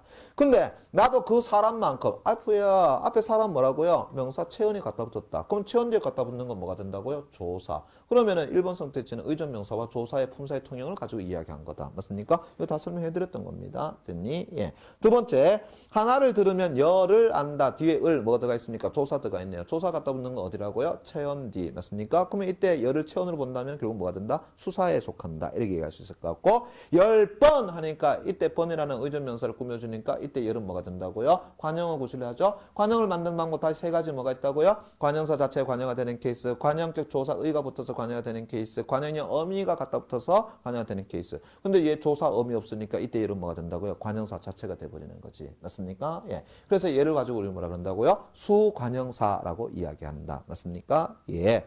그 다음에 세 번째, 오늘은 달이 매우 밝다. 뭐가 된다고요? 바른다. 되는데 안 되죠. 형용사. 근데 벌써 날이 바른다 하니까 뭐 된다고요? 동사. 이렇게 되겠네요. 그죠? 예. 4번, 5가지는, 까지 뭐 붙었어요? 조사 갖다 붙었으니까 5은 뭐가 된다고요? 수사. 이렇게 되겠죠. 근데 고구마가 5, 가만히. 자, 5이 뒤에 뭘 꾸며주고 있어요? 가만히라는 체언을 꾸며주고 있잖아. 그럼 5은 뭐가 되는데요? 수관형사. 이렇게 되겠죠. 됐니? 예. 5번째. 번째, 비온 뒤라 그런지 앞산이 한결 더 푸르러 보인다. 푸르러의 기본형 어떻게 된다고요? 푸르다. 그러면 뒤에 러는 뭐가 되는데 푸르에다가 어미 어가 갖다 붙어가지고 러가 된 케이스 아니야. 그죠? 그래서 러 불규칙이라고 얘기했죠. 다시 갑니다. 어미는 품사를 바꿀 수 있다 그랬어? 없다 그랬어? 없다 그랬으니까 푸르다의 품사 그대로 얘기해주면 되네. 푸르다 품사 된다고요? 푸른다 안 되니까 얘는 형용사 이렇게 이야기할 수 있겠네. 됐습니까? 예. 또 갑니다. 푸른이 뒤에 뭘 꾸며주고 있다고요? 공기를 꾸며주고 있다. 그러면 얘 뭐가 되는 거야? 관형화 된 거죠. 근데 어떻게 해서 관형화 된 건데 푸르다 어감 푸르에다가 관형형 어미 뭐 갖다 붙은 거라고요? 니은이 갖다 붙은 것이죠. 어미는 품사 바꿀 수 있다 없다? 없다. 그러면은 푸르다 품사 뭐가 되는데요? 형용사 이렇게 되잖아요. 그럼 답 몇 번이야? 5번 됐습니까? 그래서 어미는 뭐라고 했어요? 품사를 절대로 바꿀 수가 없다라고 이야기했습니다. 됐니? 예, 접사는 품사를 바꿀 수 있는 데 비해서. 됐니? 그 다음에 15번 문제. 보기 1은 인칭 대명사의 종류에 대한 설명이고 보기 1을 읽고 보기 2의 인칭 대명사의 종류를 파악한 것으로 적절하지 않은 것은 이라고 이야기했습니다. 됐니? 예. 자, 인칭 대명사는 여러분 조심해야 될 것이 있다고 했었죠. 미지칭 대명사와 부정칭 대명사, 제기 대명사. 맞습니까? 예. 특히나 미지칭 대명사와 부정칭 대명사는 무엇을 가지고 구분하자라고 이야기했어? 아무란 말의 통용 여부로서 확인해 보자라고 이야기했었죠. 그래서 아무란 말을 사용할 수 있다 그러면 부정칭이 되는 거고 아무란 말을 쓸 수 없다 그러면 미지칭이 된다라고 이야기했습니다. 그죠? 그리고 제기대명사는 앞에 나와 있는 주어를 다시 지칭할 때 쓰는 표현이라고 이야기했어요. 대표적인 게 뭐가 있다 그랬습니까? 당신, 자기 같은 표현이 있다라고 이야기했습니다. 됐니? 예. 그럼 기억 보세요. 아버님께서는 당신의 손으로 라고 얘기했습니다. 그러면 이때 당신은 앞에 나와 있는 누구를 가리키는 거라고요? 아버님을 가리키는 것이니까 얘는 뭐가 된다고요? 제기대명사. 제기대명사 가운데서도 높음을 나타내는 거야? 낮춤을 이야기한 거야? 높임을 나타내는 거죠. 그러면 역으로 저 뒤에 미음 가봅시다. 자기 멋대로죠. 그럼 이때 자기는 누굴 가리키는데 저 앞에 올라가 보니까 동생은 이라는 주어를 가리키네요. 맞습니까? 예. 그러니까 얘 역시 마찬가지로 뭐가 된다고요? 제기대명사가 되는 거고요. 얘는 높이는 표현입니까? 낮추는 표현입니까? 라고 한다면은 낮춤에 해당되는 표현이다. 이렇게 이야기할 수 있는 것이 되겠네. 됐나? 그러면서 이제 니은 갑니다. 우리들 중 아무의 소행이냐고 물어봤죠. 이거 말돼 안 돼? 안 되죠. 그러면은 부정칭이 아니라 뭐가 된다고요? 미지칭. 이렇게 되겠죠. 그럼 다음 몇 번이 되는데 2번 끝. 이렇게 되잖아요. 됐습니까? 예. 자, 그 다음에 저 뒤에 넘어가서 됐습니까? 예. 20번 문제 풀도록 하겠습니다. 됐습니까? 20번 문제. 됐니? 예. 20번 문제 그거 별표 하나 좀 쳐놓을 수 있도록 부탁드리겠습니다. 자, 보기를 통해서 보기 2의 발화 상황을 이해한 내용으로 적절하지 않은 것은 이라고 이야기했는데, 자, 옆에 적어 놓으세요. 20번 문제는요, 간접 발화와 직접 발화에 관한 이야기다. 이렇게 보시면 될 것 같아요. 그러면 직접 발화와 간접 발화의 차이는 뭐냐? 직접 발화는 표면에 드러난 의미를 그대로 제시하는 것을 이야기하는 거고요. 간접 발화는 이면에 있는 것을 제시하는 겁니다. 됐어? 자, 예로 하나 들어보겠습니다. 예전에 코미디 하여튼 프로그램 중에 하나인데요. 예. 우리가 사투리에 대해서 알아봅시다 라고 하는 프로그램이 있었습니다. 됐니? 그러면서 이제 서울 사람들은 이렇게 얘기한답니다. 나는 당신을 처음 본 순간 당신에게 빠져버렸어요. 저와 결혼해 주시겠습니까? 이걸 경상도에서 뭐라 그런다고요? 내 알을 낳아둬! 됐습니까? 이렇게 얘기한다는 거야. 됐니? 예. 그래가지고 된다고요? 경상도에서 뭐라 그런다고요? 내 알을 낳아둬! 라고 여자가 내 뺨을 때리더라. 됐습니까? 예. 이게 되겠어? 자, 이게 무슨 말일까요? 자, 경상도 사람이 옆에 있는 여자한테 내 알을 낳아둬! 라고 했습니다. 됐어? 그 안에 담겨있는 의미는 뭐가 된다고요? 저와 결혼해 주세요. 라는 의미라는 거죠. 근데 앞에 상대방이 제 뺨 때렸습니다. 왜 그랬어요? 진짜 자기 애를 낳아달라고 한 줄 알았습니다. 됐니? 결혼해달라는 의미로 받아들인 게 아니죠. 그럼 이래 봅시다. 나는 결혼해주세요라는 것은 직접 발화로 이야기한 겁니까? 간접 발화로 이야기하는 겁니까? 그 안에 내재된 의미가 따로 존재하니까 간접 발화로 이야기한 겁니다. 근데 앞에 있는 여학생이 나를 때렸다라고 이야기한다 그러면은 그걸 직접 발화로 받아들인 겁니까? 간접 발화로 받아들인 겁니까? 그렇죠. 직접 발화로 받아들인 거죠. 내가 네 씨바지냐 뭐 이런 얘기 아니겠습니까? 이제 이해되겠니? 예, 이해되겠어요? 오케이. 바로 그 이야기라는 겁니다. 그럼 지금도 마찬가지죠. 자, 보기 2에 잠깐 볼게요. 땡땡 대학교에 가려는데 혹시 이 근처인가요? 됐습니까? 그랬더니 영희가 예, 이 근처에 있어요. 그러면 성우의 첫 번째 말을 뭐라고요? 그냥 그대로 받아들인 거죠. 그러면은 첫 번째 영희의 발언은 성우의 첫 번째 발언을 뭘로 받아들인 거야? 직접 발화로 받아들인 거죠. 됐습니까? 예. 근데 성우 두 번째 갑니다. 황당해하며 아니 근데 가는 길을 안 가르쳐 주고 가는 길을 안 가르쳐 주고 밑줄자 그냥 가시면 어떻게 해요? 이 말로 따지고 보니까 성우의 첫 번째 말은 뭐라는 거예요? 땡땡 대학교 이 근처에 있냐라는 물은 것이 아니라 땡땡 대학교에 가는 길을 가르쳐 달라라고 말한 거죠. 그러니까 성우의 첫 번째 발언에서 성우의 의도는 뭐 한다고요? 간접 발언인 겁니다. 됐습니까? 예. 자, 근데 재밌는 것은 영희가 그 다음에 예? 아니 땡땡 대학교가 근처에 있느냐고 물어서 그렇다고 대답했는데 미쳤까요? 제가 뭘 잘못했나요? 이 말을 왜 했을까? 그거는 성우의 두 번째 발언을 영희는 뭐로 받아들인 거야? 자기를 꾸짖고 자기를 책망하는 의도로 받아들였다라는 거지. 그러면 성우의 두 번째 발언을 직접 발언으로 받아들인 겁니까? 간접 발언으로 받아들인 겁니까? 간접 발언으로 받아들인 거죠. 이해되겠니? 예. 그러니까 성우, 그럼 어디로 가야 하는지 가르쳐 주세요.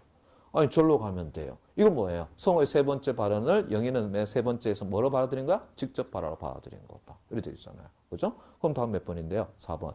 영희의 두 번째 발언은 성우의 두 번째 발언을 직접 발언으로 받아들인 것이 아니라 뭐라고요? 자기에게 화를 낸다라는 간접 발언으로 받아들인 것이다. 이렇게 봐야 되는 거죠. 이해되겠니? 예. 이해되겠어? 잘 이해 안 되시는 분들은 여기 나와 있는 이 문장을 그대로 외우세요. 아니면 제가 예를 들어 사례 드렸던 됐습니까? 내 알을 낳아도 됐습니까? 예. 왜 뺨을 맞았을까? 그죠? 예. 그걸 또 올려주시면 될 것 같습니다. 됐죠? 21번 문제 갑니다. 기역, 니은에 공통으로 적용된 의문 현상 됐습니까? 부엉만, 부엉만. 일단은 기역 받침 발음은 안 됩니다. 그럼 뭘로 바꿔준다고요? 기역으로 바꿔줘야 되겠죠? 그렇다면 음절이 끝소리 현상 맞습니까? 그런데 부억 다음에 만, 미음이 왔으니까 앞에 있는 기역은 다시 뭘로 바꿔준다고요? 비음으로 바꿔준다. 그러니까 부엉만 이래 되겠네. 그럼 기역에는 뭐 나타나 있습니까? 비음화 현상과 음절이 끝소리 현상 나타나 있네. 맞나? 예. 니은 갑니다. 자, 읽는이라고 되어 있습니다. 일단은 리을 기역에서 리을이 탈락됐다. 뭐가 된다고요? 자음군 단순화 현상. 맞습니까? 예. 읽는 했는데 보니까 기역 뒤에 또 뭐가 왔다고요? 니은이 왔습니다. 그럼 기역이 또 뭘로 바뀐다고요? 니은의 영향을 받아서 니은, 미음, 이응의 비음으로 바뀌는 일종의 비음화 현상. 맞습니까? 그러면은 기역, 니은의 공통적으로 들어가 있는 게 뭔데요? 비음화 현상. 그럼 밑에 선택지에서 비음화 현상에 대한 정의 내려있는 거 찾아보자. 뭐가 된다고? 2번. 파열음이 비음 앞에서 비음으로 바뀌는 현상. 맞습니까? 일종의 동화라고도 이야기할 수 있겠죠. 22번 문제 마지막으로 합시다. 보세요. 보기의 기역, 니은을 주어와 서술을 중심으로 간략히 분석했을 때 이에 대한 설명은 적절하지 않은 것은 가만히 살펴보니까 지금 뭐에 관한 거라는 걸 알 수 있어. 아는 문장, 안긴 문장에다가 이어진 문장에 대한 이야기다. 이렇게 이야기할 수 있겠죠. 됐습니까? 다시 갑시다. 이어진 문장은 우리가 두 가지로 나눌 수 있었죠. 대등하게 이어진 문장과 종속적으로 이어진 문장. 맞습니까? 아는 안긴 문장은 우리가 다섯 가지로 이야기할 수 있었죠. 첫 번째 뭐가 있었습니까? 명사절을 아는 문장, 명사절로 안긴 문장. 관형절을 아는 문장, 관형절로 안긴 문장. 부사절을 아는 문장, 부사절로 안긴 문장. 중요한 거 서술절을 아는 문장, 서술절로 안긴 문장. 그 다음에 인용절을 아는 문장, 인용절로 안긴 문장. 됐습니까? 예. 그러면 기억 갑니다. 저것이 우리가 입학할 다시 밑줄자. 우리가 입학할이 뒤에 뭘 꾸며주고 있다고요? 대학을 꾸며주고 있더라. 그렇다면 얘는 뭐가 되는데요? 관형절을 아는 문장, 관형절로 안긴 문장. 이렇게 얘기할 수 있겠네. 맞습니까? 다시 이어서 질문 들어갑니다. 동격입니까? 관계입니까? 라고 한다 그러면은 우리는 대학에 입학한다 하니까 뭐가 된다고요? 얘는 관계 관형절이 된다. 이렇게 이야기할 수 있겠네. 맞나? 예. 그 다음에 니은 갑니다. 나는 네가 집안일도 열심히 돕고 공부도 열심히 이랬더니 깐쳐놓고요. 기를 원한다. 기드가 있으니까 얘 안 봐도 뭐라는 거야? 명사절을 아는 문장, 명사절로 안긴 문장이라고 할 수 있겠죠. 됐니? 근데 재밌는 것은 네가 집안일도 열심히 돕고 이랬더니 깐쳐놓고요. 네가 공부도 열심히 하다 이래 되겠죠. 맞습니까? 그러면은 공부도 열심히 하고 집안일도 열심히 돕는 것은 상호 관련성을 가져 안 가져? 안 가지게 되겠죠. 그렇다면은 두 개의 문장은 어떻게 이어진 거라고? 대등적으로 이어진 것이다. 이렇게 얘기할 수 있겠네. 그죠? 오케이. 그렇다면 다음 몇 번이 되는데 1번. 기역의 A에서는 안긴절을 만드는 어미가 쓰이지 않았다. 에이, 명사절을 아는 문장이나 관형절을 아는 문장이나 부사절을 아는 문장은 전부 뭘 사용한다고 그랬어요? 어미를 다 사용한다고 얘기했었잖아. 그리고 방금 얘기했잖아. 입학할 대학에다가 해서 입학할 그거 분석해보자. 입학하다의 어가 어떻게 된다고요? 입학하. 고다가 뭐가 붙은 거야? 관형염이 리을이 갖다 붙은 거 아닙니까? 그래. 그럼 답은 1번이잖아. 그러면 2번. 기역에는 두 개의 주어가 뭐 나타나 있습니까? 예, 뭐 나타나 있어? 저것이 주어, 우리가 주어. 맞습니까? 예. 그 다음 3번. 니은의 A와 B는 뭘로 이어졌다고요? 대등적으로 이어져 있다. 그럼 다시 갑시다. 이때 고는 대등적 연결음이 되겠니? 안 되겠니? 맞죠? 됐습니까? 예. 4번. 니은에 비해서는 주어가 생략되어 있다. 가만히 보니까 니가라는 주어가 앞에 문장에서 나왔기 때문에 뒤에 문장에서는 쓸 필요가 없었던 것이지. 그러니까 생략해버린 거 아닙니까? 됐나? 예. 그 다음에 5번. 기역의 A와 니은의 B는 안견절 종류가 서로 다르다. 어떻습니까? 그래. 기역의 A는 뭐가 된다? 관형절. 맞습니까? 예. 니은의 B는 뭐가 된다고요? 명사절. 이렇게 되잖아요. 하나 더. 그러면 니은의 B는 전체 문장 속에서 뭔 역할을 해주는데요? 뒤에 를 갖다 붙었으니까 목적어 구실을 해준다. 이렇게 얘기해 주면 되겠네. 됐습니까? 예. 이제 머리 탁탁 돌아가지? 됐나? 예. 그래요. 오늘 여기까지 하도록 하고요. 자.